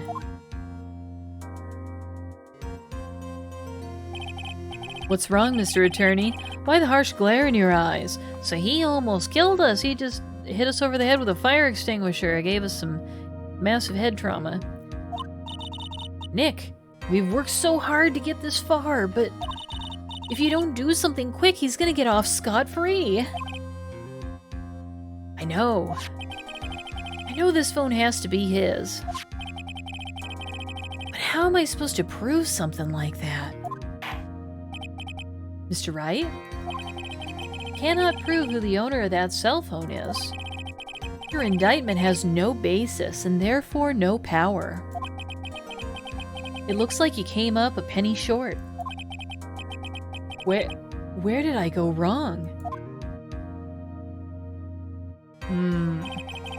Don't blame yourself. You're merely a third-rate lawyer. Dang. You only made one big mistake. Who are you? What are you? That's something you haven't figured out for yourself yet. Who I am?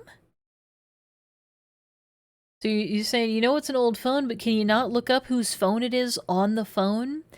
So on these older phones, like the one that they're showing in this game, there wasn't really a good way to show that necessarily. If you're a police officer, though, you'd be able to take the phone and go back to the phone company, and they would be able to tell you whose phone it is, but the phone itself wouldn't necessarily have, like, the owner's name on it or in a menu or something displayed. Now, some phones, I guess you could put a name or, like, a note in there, but it was very unusual at this time. Yeah, things have changed a lot. A lot. Now, one of the upsides of these older phones is they were basically indestructible. That's why you always see memes about, like, Nokia phones. They were really hard to break. So I kind of miss that about old phones. Who I am? The court hereby concludes the cross-examination. If that'll be all, I'll have to bid you gentlemen and ladies goodbye.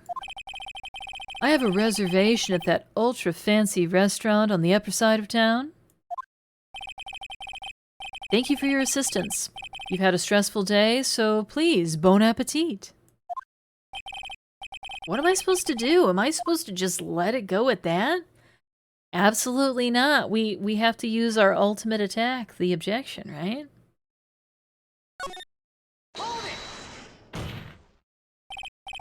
Please wait, Your Honor. All right, Nick.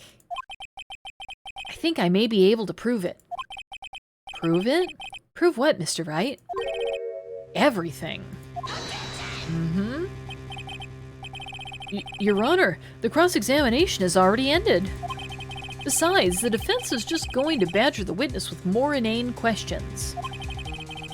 You will not harass the witness. Is that clear, Mr. Wright? Okay. Did you hear that? No harassment allowed, Mr. Attorney. Please, Your Honor.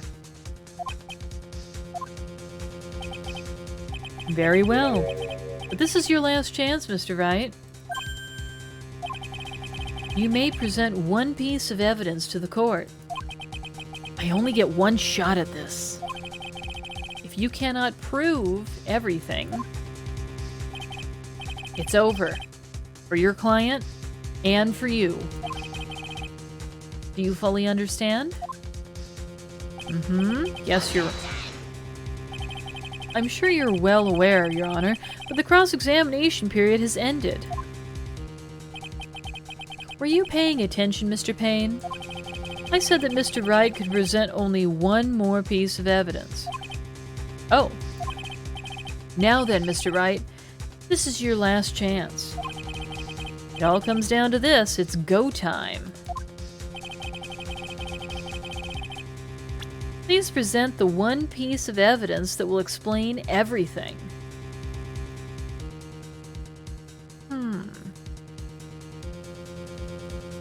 So, what do we have? We've got our badge. That's probably not helpful right now. We have our phone. This phone belongs to this guy on the stand. The autopsy report. I don't think this is going to help us. We've already used the glasses. We've used the photos. We've used the baseball glove. The only thing we haven't used yet is the business card. Right? It's my business card. I handwrote my cell phone number on the back.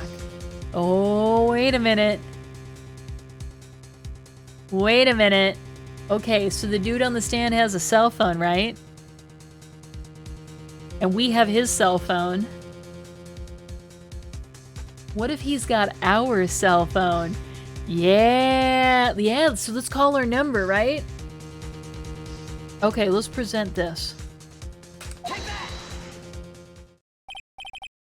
Why, thank you. How nice.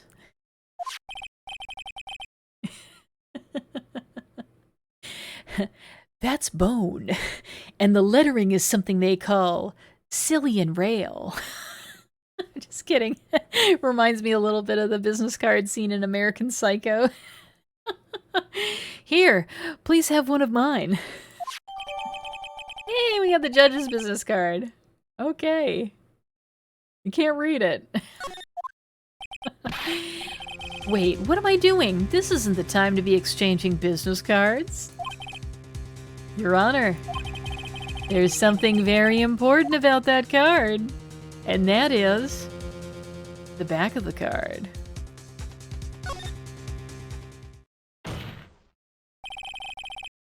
This card is important because of what is on the back. You wrote your cell phone number on the back, but that's exactly it. Can you please call this number from your cell phone? Why was the judge's card added? Let's take a look. I think it's just for jokes, because we can't do anything with it.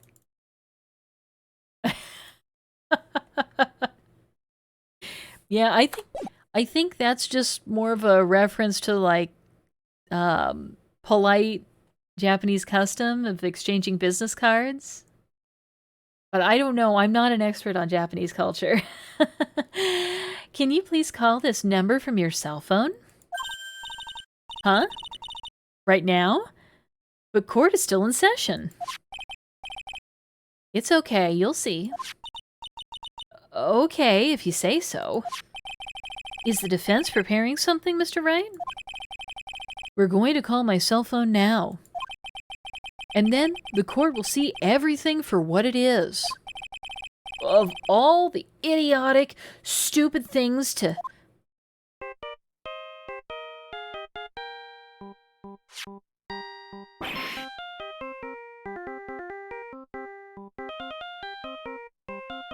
It's the Steel Samurai theme song.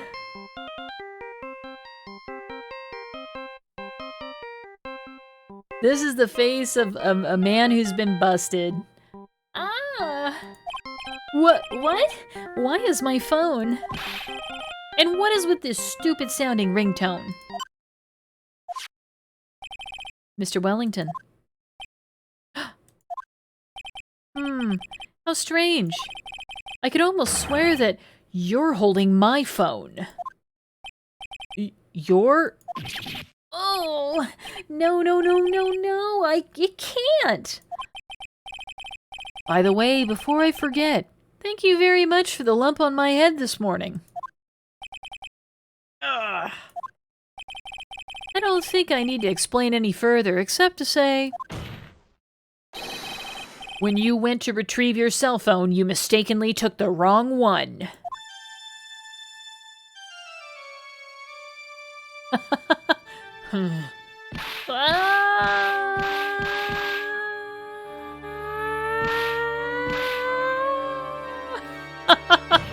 Whoa!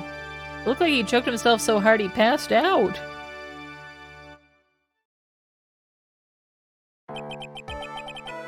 So that is what happened. You were knocked out by Mr. Wellington. Yes, oof indeed. He's a man who lives on his pride and self-image alone. And in order to hide his involvement with the con artist group, he has become paranoid and has lost all ability to make rational judgments. Then Mr. Wright, the phone you're holding... It's Mr. Wellington's, naturally. Speaking of that man, how is he, Mr. Payne? He was arrested and has been taken away, Your Honor. Very well. Now then, this court finds the defendant, Maggie Bird, not guilty. Woo! Woo, woo. That's right. That's right. Another victory. That is all. This court is adjourned. Yeah, in fact, let me bust out this emote in the chat. Yeah, victory. All right.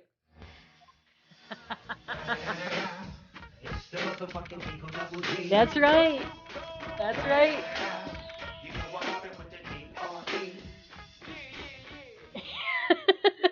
Hi, Rizo. Way to make an entrance. That's right. 6016 Ace Attorney. Coming out soon, right? Yeah. Give me a call, Phoenix Wright people. I'm down. I'm down to collaborate. Yay! Yeah, happy Wednesday.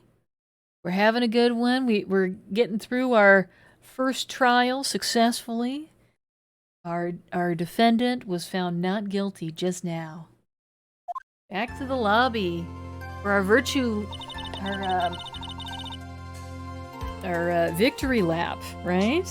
Okay, I knew the real you would shine through eventually. Look how happy she is with us. Oh gosh. Oh, you put some work in the server today. You're about a third done. Oh, fantastic. That's great news. Working hard. I am so moved by what you've done for me, sir. Thank you so much, Mr. Wright. I feel really bad for Dustin. He didn't do anything to deserve this. It's probably because of me.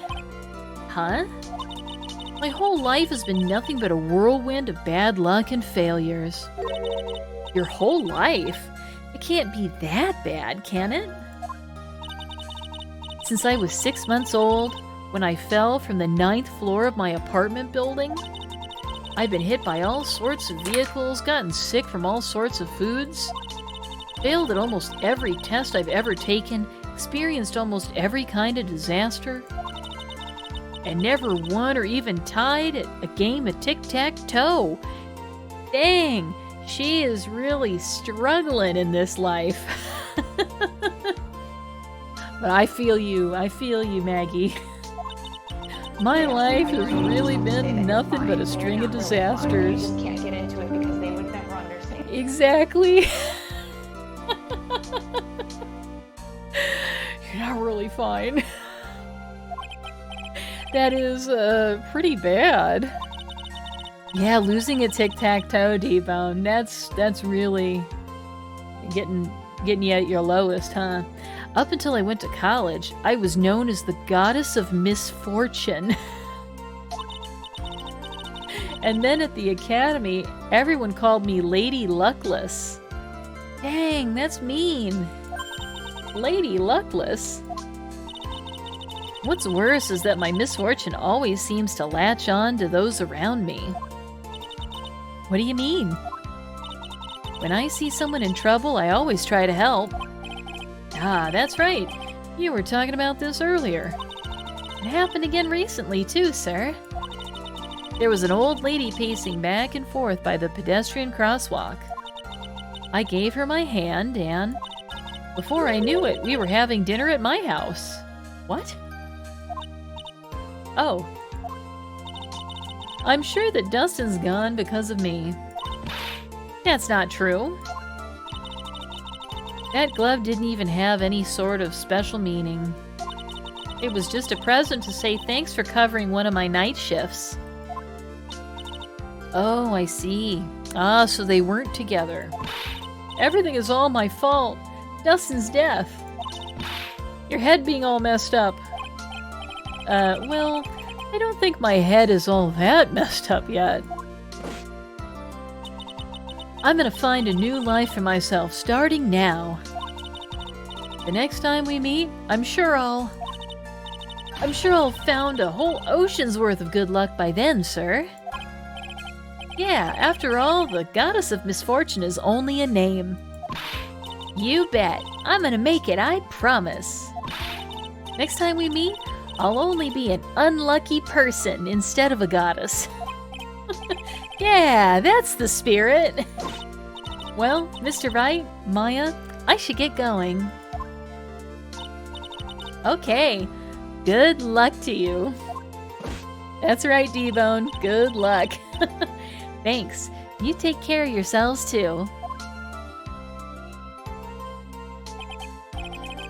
What a horrible day. I've gotten my memory back, but things are still a little fuzzy. But you're okay, and that's what counts. You really had me worried. Come on, let's go back to the office. I'm afraid to ask, but here goes. So this might sound bad, but, who are you? What? I thought you said you got your memory back. At that moment, everything really did come back to me. Detective Gumshoe. He's someone I've had clashes with in the past during certain cases. But he's also been a good ally during others. The judge. He's a lovable, kind old man who is easily swayed by other people's opinions.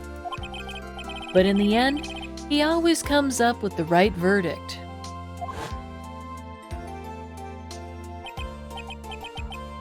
This person, I haven't got a clue. He seems to know me, but maybe he's mistaking me for someone else? And this girl, Maya? You finally remembered. This is Maya Fey, my assistant. Does the judge have a name? The. Yes, the is his first name. Judge is his last name. He comes from a long line of judges. Here comes a judge. That's right. I have so many unforgettable memories about her. Yeah, buddy. Yeah, buddy. Yeah, buddy. Yeah, yeah, yeah, yeah, yeah, yeah, yeah, yeah, yeah, yeah, yeah, yeah, buddy, yeah, buddy. Yeah, buddy. Yeah, buddy. Yeah, buddy. Yeah, buddy. Yeah! Yeah, You thought it was over. buddy. Yeah, yeah, yeah, yeah, yeah, yeah, yeah, yeah, yeah, yeah, yeah, yeah, buddy. Yeah, buddy. Yeah, buddy. Yeah,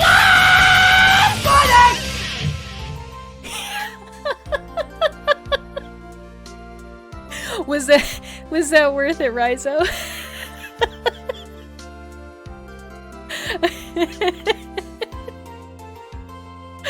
Oh man, I enjoyed it. Oh, you're funny. Oh my god. Absolutely. That's right. Oh man, good. For example, Earth Nick, what's wrong? You keep staring at me. Don't tell me you've missed me.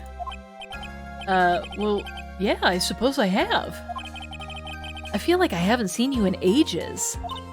Oh? Well, I'm back now.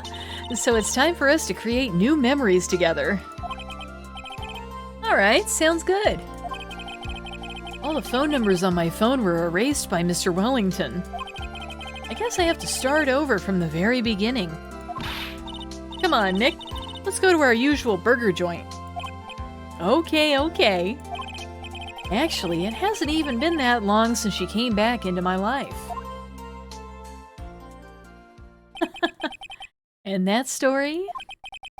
That story began on one rainy afternoon 2 months ago. Alright, that's the end of the first episode. Moving on to episode 2. Have a drink of water here, okay? Alright. Episode 2, Reunion and Turnabout. Who is this person? She looks like she's probably related to Maya and Mia Fey, right? They've got the same sort of necklace and outfit going on, huh? Let's save our game.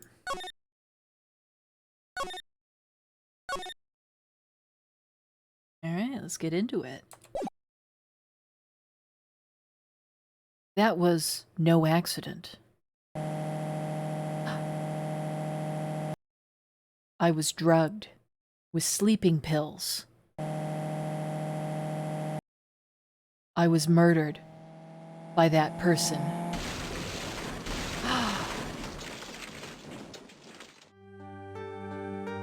Oh my gosh, look at this flaming car wreck! That's why I took my revenge. It's only fair, isn't it? Eenie.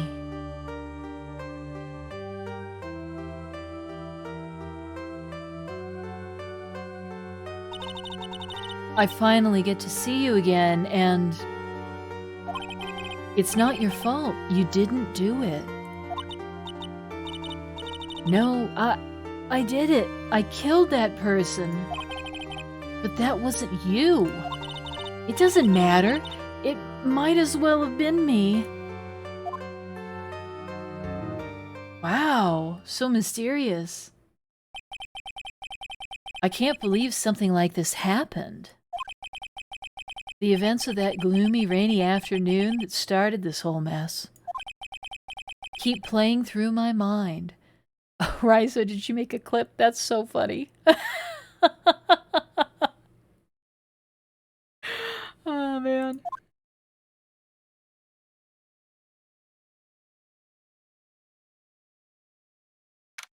Here we go. The Wright and Company law offices. Here we go. We're still in the same place. Ooh, who's this guy? What depressing rain! Do you understand how depressed that makes me? Do you? I guess? But actually, more than being depressed, I'm angry. Angry at that weather girl on TV. I think our little rainy spell will take a break with a day of sun. Is what that girl said, I'd stake my life on it. Well, it's the weather. But that's why I didn't bother to bring an umbrella today. What nerve, calling yourself a weather girl? She's gonna hear about my $1,500 suit. About your case. Unless you're planning on suing the weather girl? I'm sorry. I thought that before we got down to business, we could have some friendly chatter. That was friendly? My name is Dr. Turner Gray. I'm a surgeon. Remind me never to end up under his knife. I'm here today because of this incident. Malpractice at Gray's Surgical Clinic. 14 inpatients lose their lives. Oh my gosh! This is a gruesome scene, isn't it? Look at this poor nurse losing her mind. Oh, you're the doctor at... It's really quite upsetting. Did you hear me? Upsetting. Yes, I heard you. I agree, it's quite upsetting, Dr. Gray. The one that screwed up was that nurse. It was her that got the medications mixed up and killed those 14 patients. And yet, now listen good, and yet, that nurse had the nerve to go and die before admitting to her wrongdoing. Wait a minute. Okay, so allegedly, according to this dude, the nurse mixed up medications for 14 different people, resulting in all of them dying, and then she went and died before she admitted to what she had done? Sounds awfully convenient. I am a little suspicious. She didn't even offer any sort of explanation to me. And this is the kicker. She up and has herself a grand old accident and crashes her car. Smash. Crunch. Instantly transforming her car into the accordion model.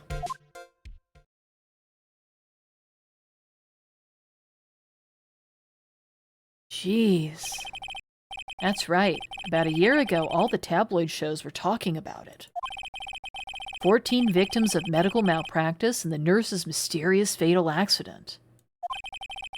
There were rumors that Dr. Gray had actually caused the crash. Well, who's this? Who's the lady? It's like a bystander? A witness?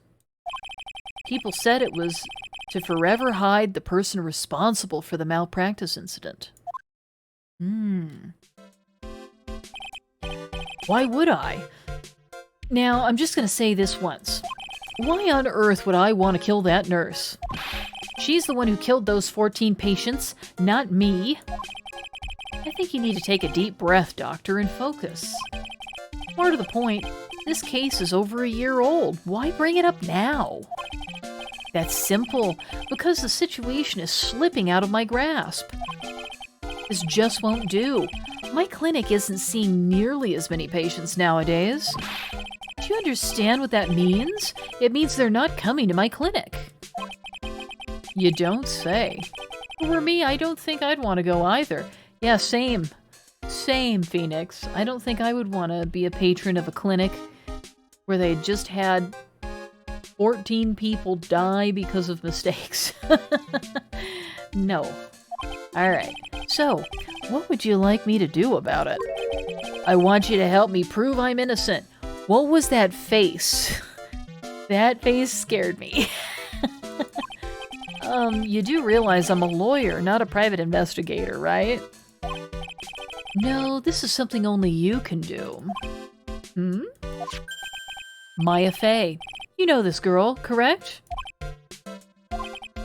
Maya? Why would he know her name? I heard you were working under her for a little while. Well, yes, I mean... Hey, wait a second here. I worked under her? Yes, am I wrong? She told me So I'm not quite sure if... Well, we worked a few trials together. But she went back to her hometown to undergo more training. Ah, yes, I heard. It must be lonely for you. What? Wait, I'm not... She must be an extraordinary girl to handle such rigid training. Huh? I have an acquaintance who knows a lot about these mystical sorts of things. She's the one who introduced me to Miss Fay. Is Maya really that famous? And I've already set up an appointment. For what? What else? A channeling. I'm gonna have her call the spirit of that nurse that went and got herself killed. Oh. Maya. I wonder what she's up to right now. We, the women of the Fay clan, have always been spirit mediums. It's because the power to communicate with spirits flows strongly through us. That's what she told me. I guess she's learned to accept her responsibilities and become an adult. Not counting training, this will be her first time channeling a spirit. So she gave me one condition before accepting my request. A condition? The condition is you, Mr. Wright. She said she wouldn't do the channeling without first seeing you again. Me? And that is why I've searched you out. You want to see her too, don't you? Well, I mean, yeah, why not? And so, that is how I ended up visiting Maya's hometown with the doctor.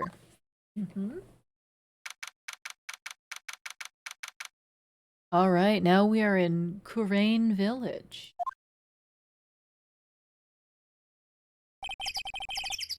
So, this is Kurain Village, Maya's hometown. Hey, who's this? Why, hello there.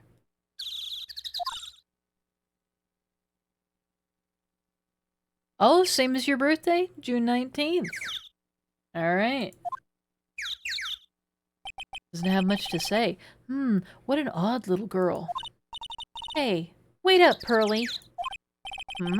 Someone else is coming this way. Nick! Hey, there she is. Maya, how are you? It's so good to see you again. Wow, I didn't think you'd really show up. It's not that big a deal.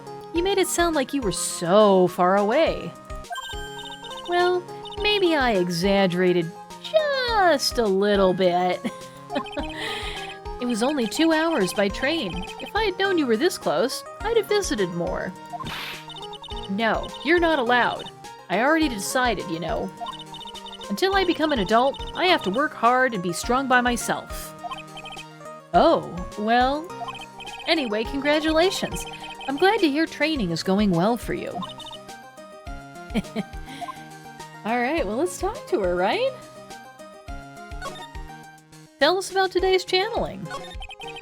Looks like you've finally become a full-fledged medium, taking on your first job. Yeah, I didn't think it would be this soon.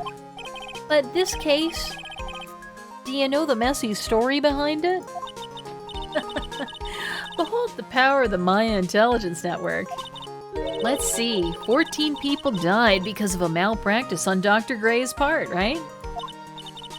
And to pin the blame on the nurse, he killed her in what appeared to be a car accident. Huh? Ah, Wine, you're going off to bed, huh?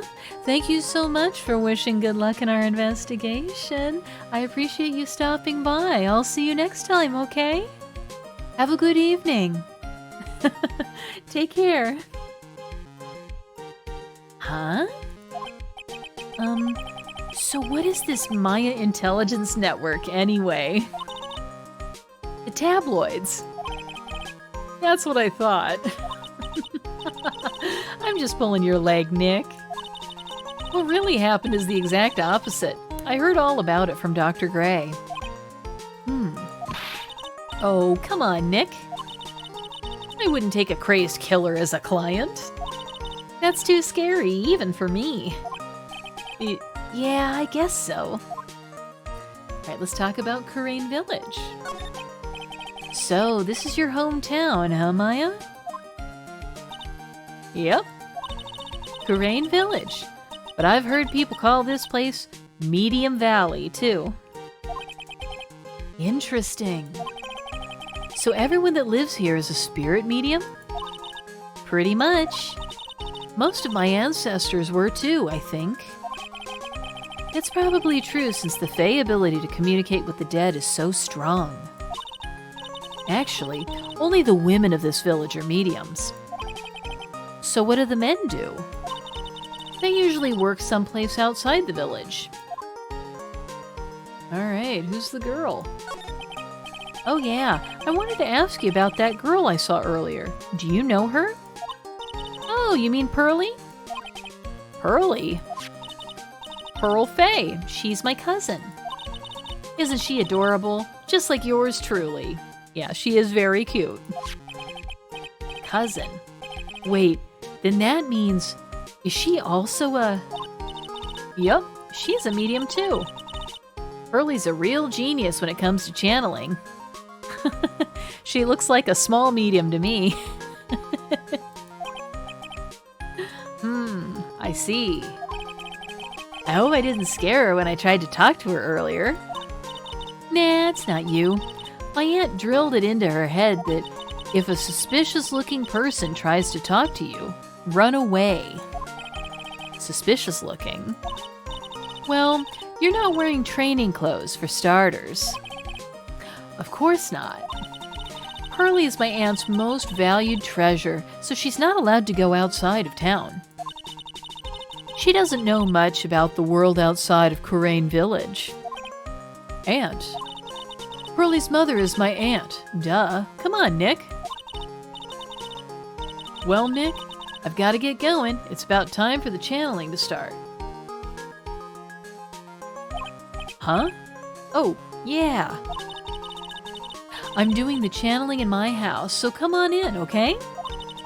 After I'm done, we can grill up some juicy burgers. Alright, good luck, Maya. Thanks!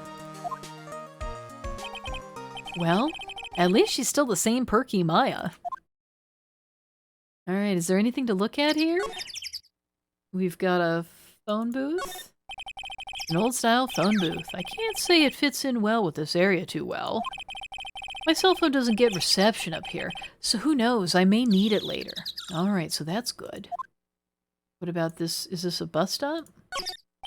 An old bus stop. It says Kurain Village on the signpost. The buses seem incredibly inconvenient since they only come 3 times a day. A giant rock that seems to be reaching for the sky. Its origins are written on a beat-up old sign. It looks like this giant rock is called the Kurain Boulder. There's a really complex explanation written here, but long story short, it's a big stone for spirits to live in, or something like that. Alright. The biggest, most elegant of the buildings I can see from here. This is Fae Manor. The place Maya calls home. Wow, so they live in the fanciest place in the village. It's very easy to be overwhelmed by its presence. Alright. Let's go into the meditation room, huh?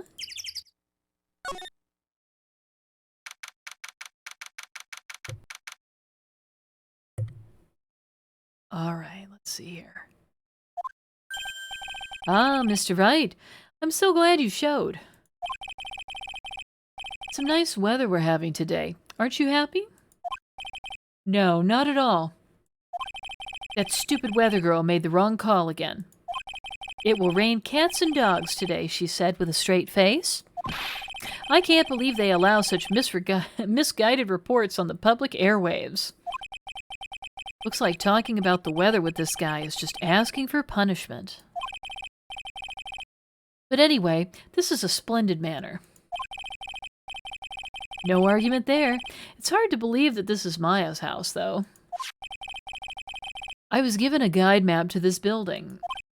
Here, Mr. Wright, have a copy for you too. We have a diagram of Fey Manor. Let's take a look at that diagram. Okay, so we have the meditation room, which is where we are now, right? Winding Way, a side room, and we also have the channeling chamber. Is there more to it? I can't really move the map at all, so... Well, I guess there's nothing to do but talk to this dude. Tell us about today's channeling, Dr. Gray. What are you going to do once the nurse's spirit has been called? Isn't it obvious? I'm going to have her write a signed confession. So his plan is to summon the spirit of a dead nurse and then have her spirit write a signed confession for killing these 14 patients accidentally. A signed confession? Yes, a confession. Pay attention. I'll have her write this. 1 year ago, on May 2nd, 14 patients died due to my negligence. And then, on May 24th, I fell asleep at the wheel and died in a car accident due to my further negligence. I'm sorry and I apologize for being negligent. That's what I'll have her write. With a confession, the rain falling on my soul can finally stop. Oh, I see. Tell us about Maya. So, how did you hear about Maya Fey? I heard about her from an acquaintance, a girl studying the occult at the college. That girl introduced me to this village. This is the home of the Kurain School of Channeling. The home, huh? And Ms. Maya is a daughter of the Master, I hear. Master? Anyway, do you see that door? That's the room where people and spirits meet. Oh, D-Bone, you're heading off to bed? Yeah, you can send me that funny video next time. That sounds good. Yeah, well, you know, we're getting close to when we wrap things up, so you can save that for the next time we get together. Thank you so much for supporting the stream, D-Bone. I appreciate you. Anyway, do you see the door? That's the room where people and spirits meet. Ms. Maya's aunt is in there right now. Would you care to meet her? Yeah, I think I do want to meet her, actually. Can we move to the room?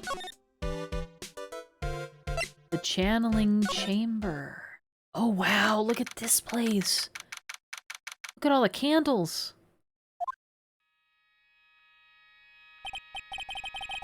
Wow, it's such a strange atmosphere in here. These flickering lights. I guess they're candles. Good sir, who might you be?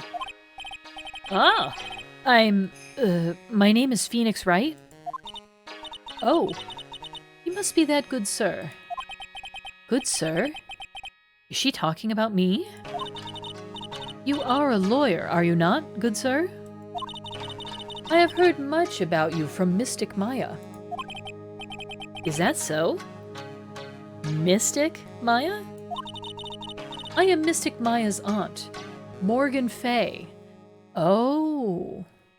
So she also has one of these clever names, like Morgan Le Fay. Yeah. The sorceress of legend. Nice to meet you. Ah, I had wanted to speak with you about a certain incident, good sir.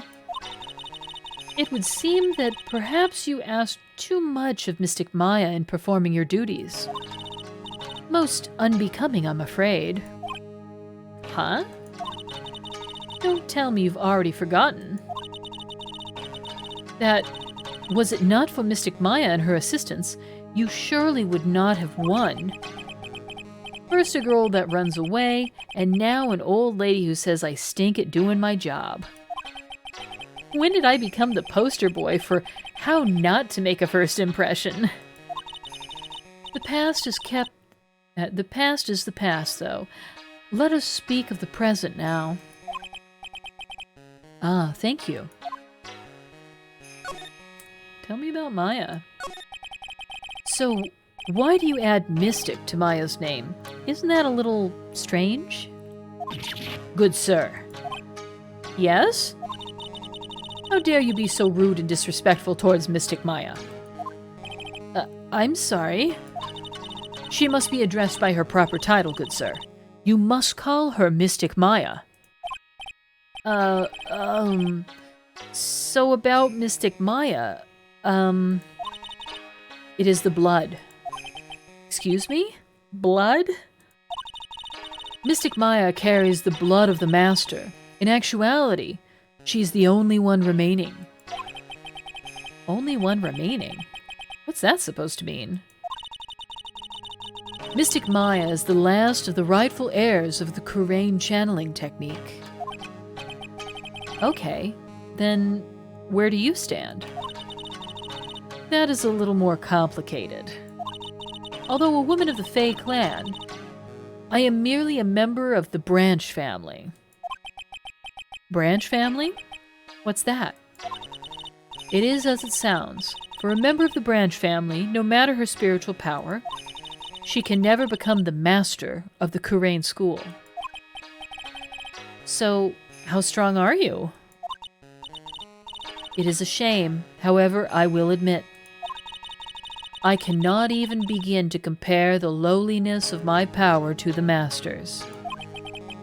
So that's how it is. Okay, there's a pecking order here. So today's channeling will be her first? Yes, good sir. Because the spirit of a person who dies in a traffic accident is usually very strong, it is usually easier to call that person to our world. Traffic accident indeed. The channeling will take place here, in this channeling chamber, good sir. As you can see, I'm in the process of preparing. So, this room is the channeling chamber? The place where a spirit medium speaks with those who have departed. I don't suppose you'd mind if we observe the session? Do not even think of such nonsense. Only the medium and the client may enter here. Oh. The secrets of the Kurain techniques cannot be seen by just anybody. That never stopped Maya from doing it in front of me before. It is also for your safety, good sir, if something were to go wrong. That is why, while channeling is being performed, that heavy door is securely locked. Oh, that's what the lock is for. Oh, yes. I wonder if you have yet to meet Pearl, good sir. Pearl? She is an adorable, angelic young girl. Oh, that odd... She is my daughter. Now then, what was it you were about to say? What a cute daughter you have. A pure heart that knows not the evils in this world is a powerful thing, good sir. Please refrain from affiliating with her, I request. Well, it's not like I had the chance to anyway. I must insist and stress that you not let it occur. Okay, I get it. Dang, okay. Alright, well, we've talked to her about everything we could talk about. Is there anything to see in here? I guess this is an altar. Whatever it is, it feels very important. A mirror-like object with a cloudy reflective surface. And some branches of a sacred tree have been set in predetermined arrangement. Good sir, I wonder if you would please not touch the sacred objects? Those objects are being offered to the spirits. If you were to touch them, good sir, they would become cursed. Yes, cursed. She really didn't have to talk down to me. I'm not that much of an idiot. What about the screen? This folding screen is really showing its age. All of its edges are a bit tattered. The lettering is fading too. I think I recognize a few of the characters on here. Rain. I'm pretty sure that's what it says. Maybe I'll ask Maya about it later. Okay. Anything else to see in here? This is where the medium sits, I assume. There are 4 panels of this flooring. The straw on the flooring feels a little damp, probably from the humidity in the air. Anything else? We can slide around. What's in this thing? There's some empty space behind the folding screen. The light of the candles can't reach back there, so it's completely dark.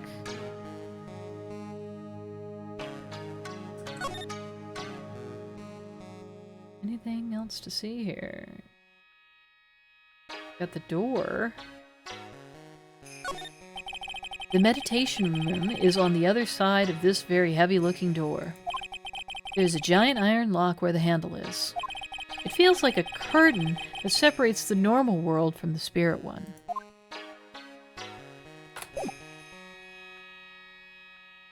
Okay, well,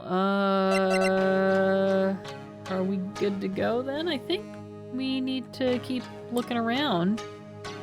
Let's move back to the meditation room. This guy's still here. Let's now move to the winding way.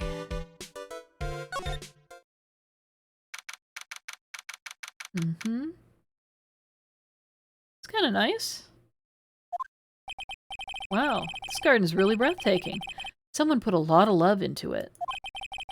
What is that over there? Is that an incinerator? It looks a little out of place in a garden like this. Is that an incinerator? Let's examine it. It's a small incinerator. I don't think garbage trucks come all the way out here to tiny villages like this. So every family has to burn their own trash. Right? A splendid garden with a small lamp and traditional decorations. A bit small to walk around in. Although that incinerator piques my curiosity. It's a really old urn. The ashes of a person long dead are inside.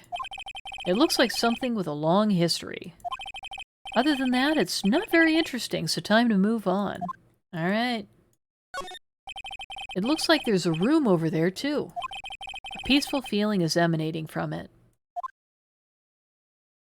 Alright, I think we've looked at everything we could look at here. Let's go ahead and see if we can move. Ah, yes, so there's the side room here.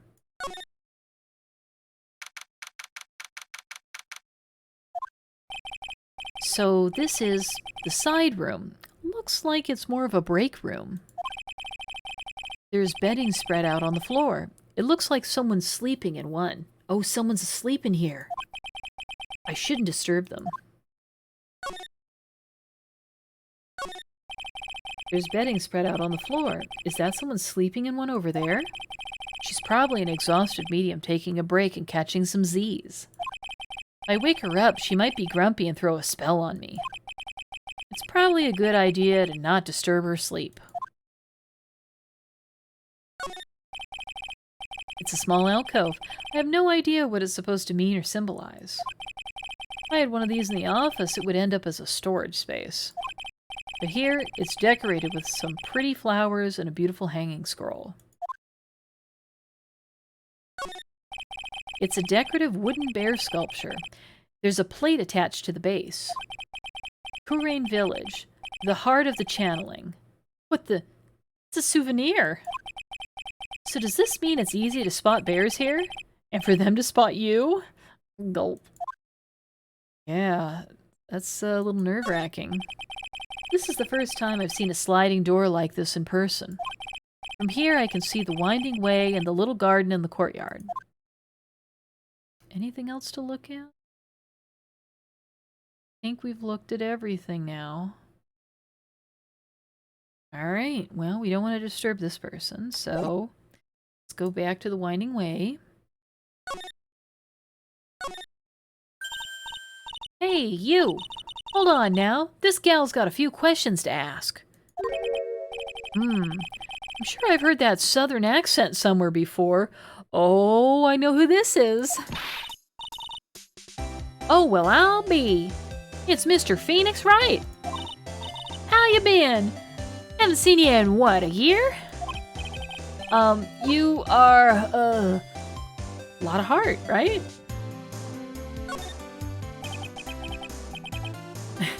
You're a lot of heart, right? Bingo. I'm the one and only paranormal photographer, lot of heart. So I guess you're still at it. Being a photographer, I mean. Of course. And today I'm gonna get myself a real scoop. You wait and see. Oh, that's right. This ain't no time to be wasting time. The channeling's about to get started. Is it that time already? We all should hurry up and get to the meditation room.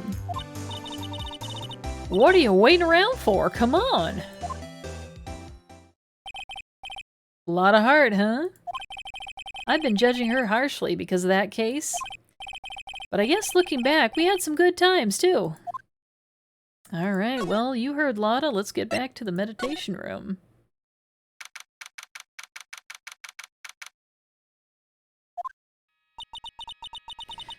We will now begin the channeling. Mystic Maya and honored guest, please proceed into the channeling chamber. With this, I can finally swat all those pesky flies once and for all. You hear me? They won't be able to say a single bad thing about me after this. You would love to hear them apologize, wouldn't you? Wouldn't you, Mr. Wright? Me? Oh, yeah, I sure would. Mystic Maya, do you have the channeling chamber key? Yep, right here. That is most satisfactory. That key is one of a kind, so please take care of it well. It'll be fine, Aunt Morgan. I won't lose it, trust me. Okay, Dr. Gray, let's get started. Finally, let's go.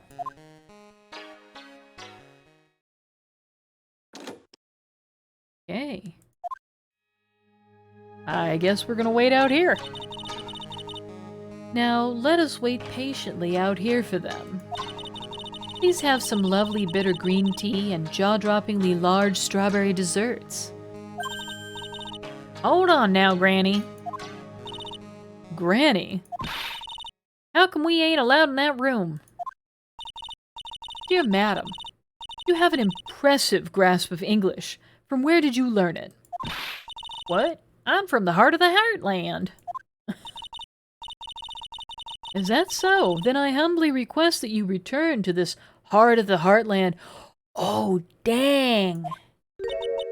She told her to go back where she came from. What are you?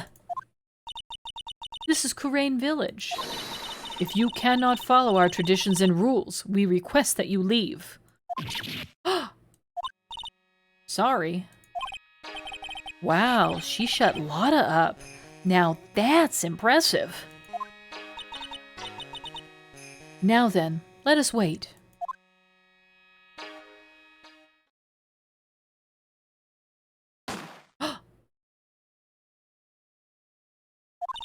Hey now, what was that just now? It came from inside the channeling chamber. Hey, that's a gunshot. Excuse me? I've heard that sound before. It's a gunshot. I bet my afro on it. Maya's in there. I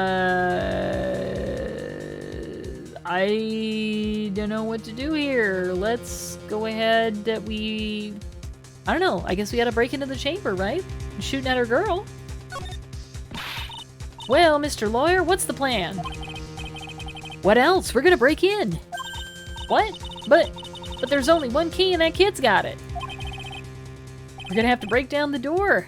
Is that alright, Miss Faye? Well, yes, but there is one matter. That is, don't try to stop me. You can send the repair bill to the Wright and Company law offices later. Yeah, now that's what I call being a man. Whew. Dr. Gray!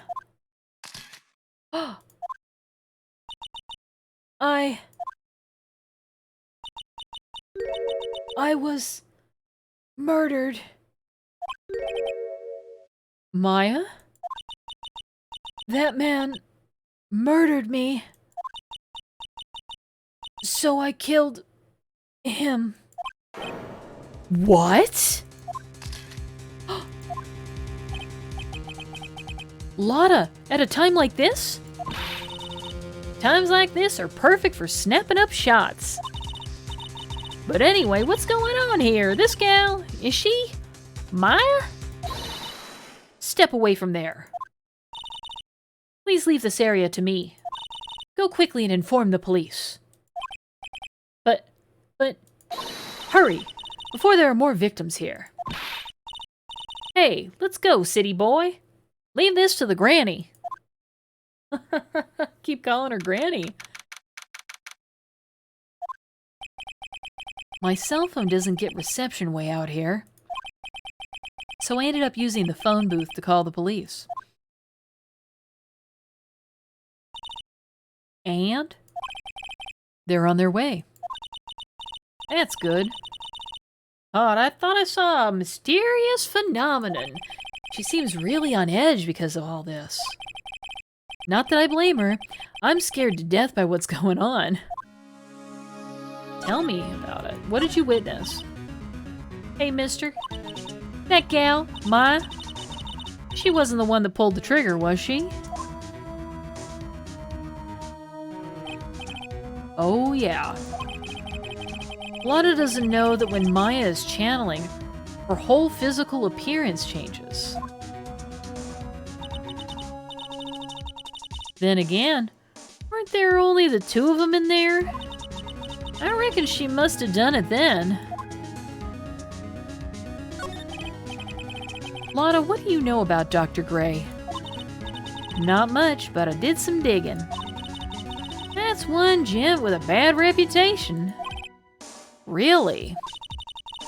I hear he's good at surgery and stuff, but his personality stinks like wet sheep. I sort of got the same impression myself. He's real controlling. As soon as his nurse or patients don't do what he says, he starts a-hollering. Must have been real rough to work for him. Yeah, I agree. Alright, well, what else can we do? Can we go back into the meditation room here?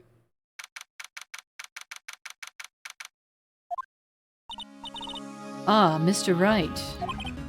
Miss Faye, how's, Mystic Maya? She's returned to this world. The spirit severing technique was successful. Let me see her, please. She's still unconscious. I humbly request that you wait outside for her recovery. Guess I just have to wait.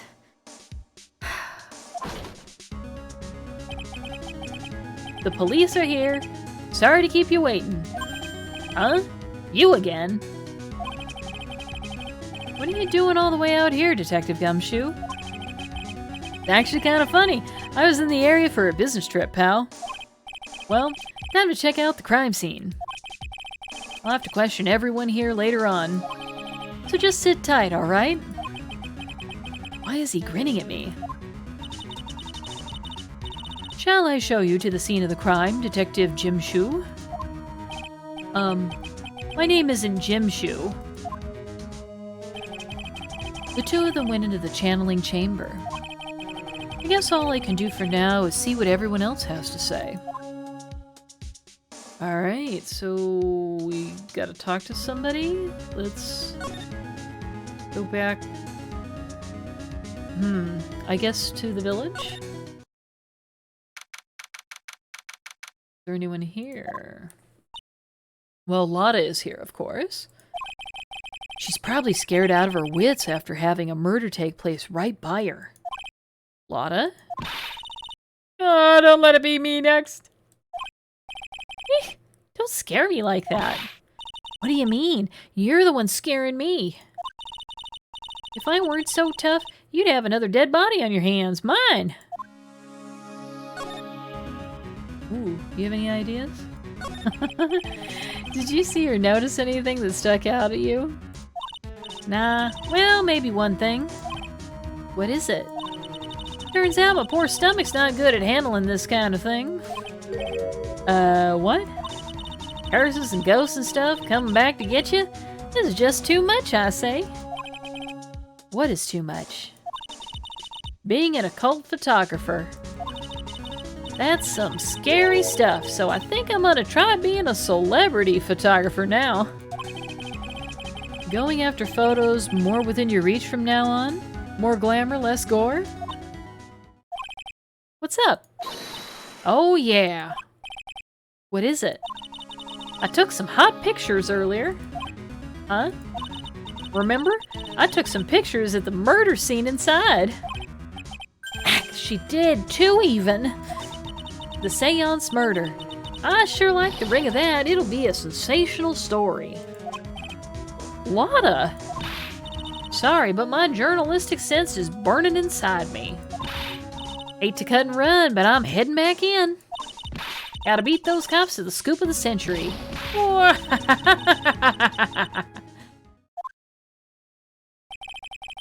don't know who's scarier, Lotta or the spirits. And why does it feel like we've been through this before? Wow, okay. Well, let's go back into the meditation room. Nothing else is happening here. How about the channeling chamber? Can we go in there? Here we go. The police are busily running here and there. And I don't see Maya anywhere. Hey you, don't touch anything. Look, I really need to ask you some questions. Don't look at me like I'm some sort of uncaring jerk. Tell you what, pal, I'll let you ask me a few questions, alright? Alright, tell us about Maya. About Maya. Hate to break this to you, pal, but with the way things look now, that girl's the only one who could have done it. Yeah, only Maya and the victim were inside this room after all. But Maya is... You can ask more about her later, pal. Right now, I've got a job to do, and that's collecting evidence. Detective Gumshoe looks like a real professional. And yet, something about his expression still looks the same. So, Dr. Gregg was shot with a gun, huh? He was shot in the forehead. But he was also stabbed in the chest with a knife. A knife? Basically, the Vic was first stabbed, then he was shot. But we heard 2 gunshots, didn't we? This is really strange. Alright.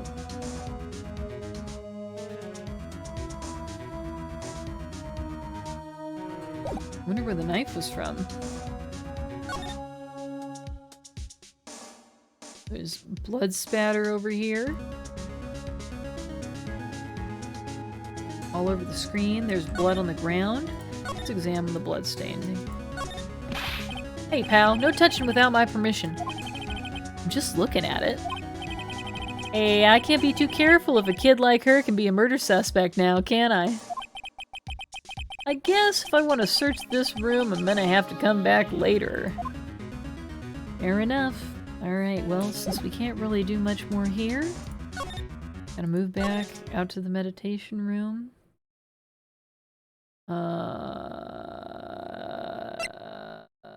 I guess we could go to the winding way? Maybe there's more stuff out in the side room?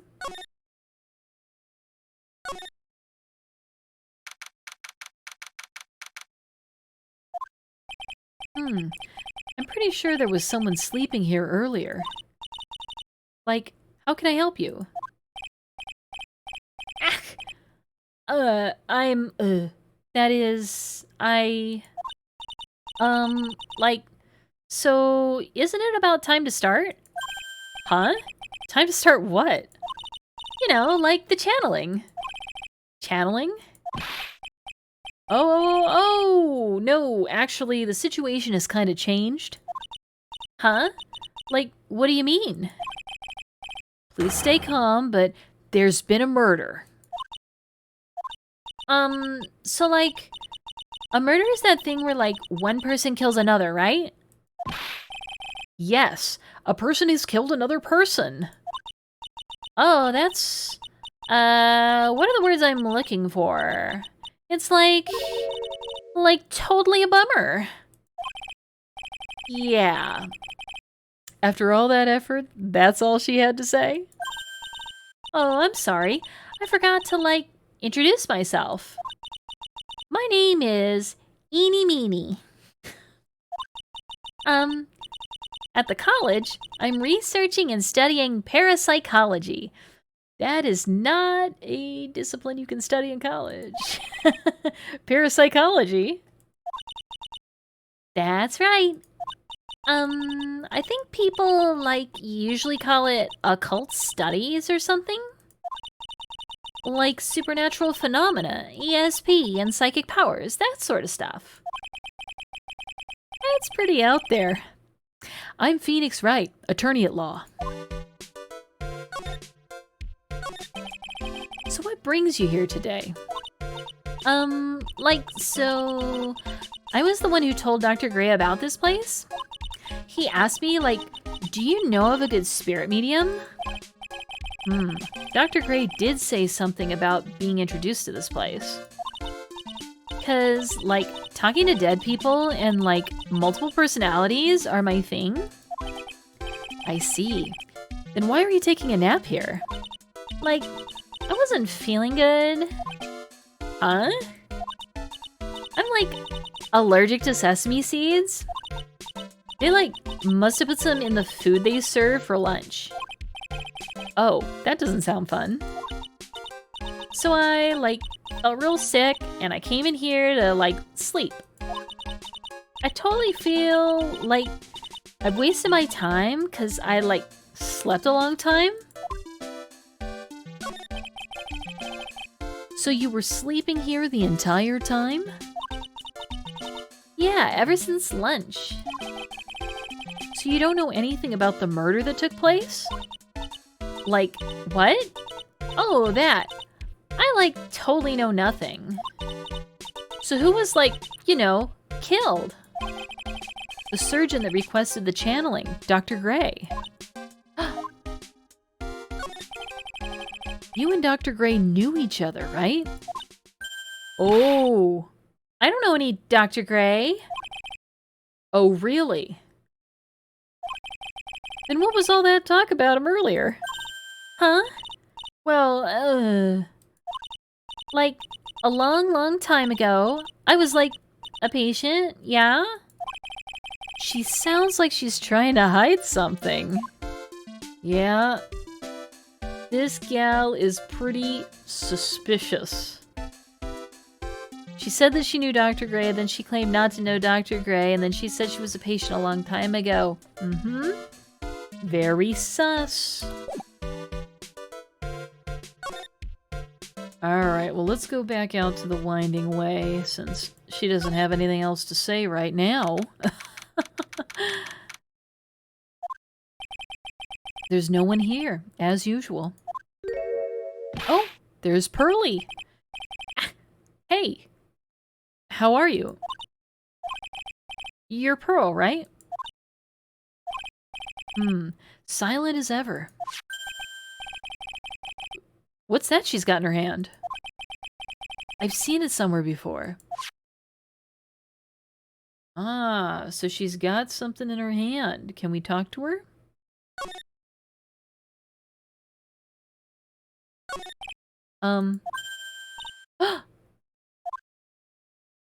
Oh.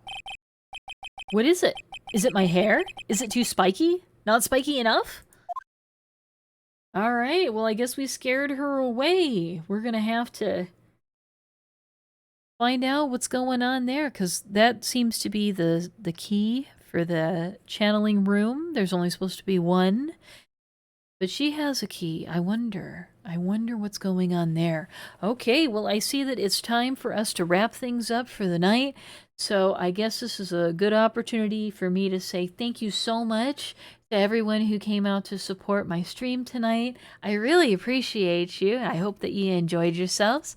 I'm going to be back on Friday at 6 p.m. We're going to pick up and continue where we've left off here with Phoenix Wright, Ace Attorney Justice for All. So thanks again so much for your support, and I will see you next time.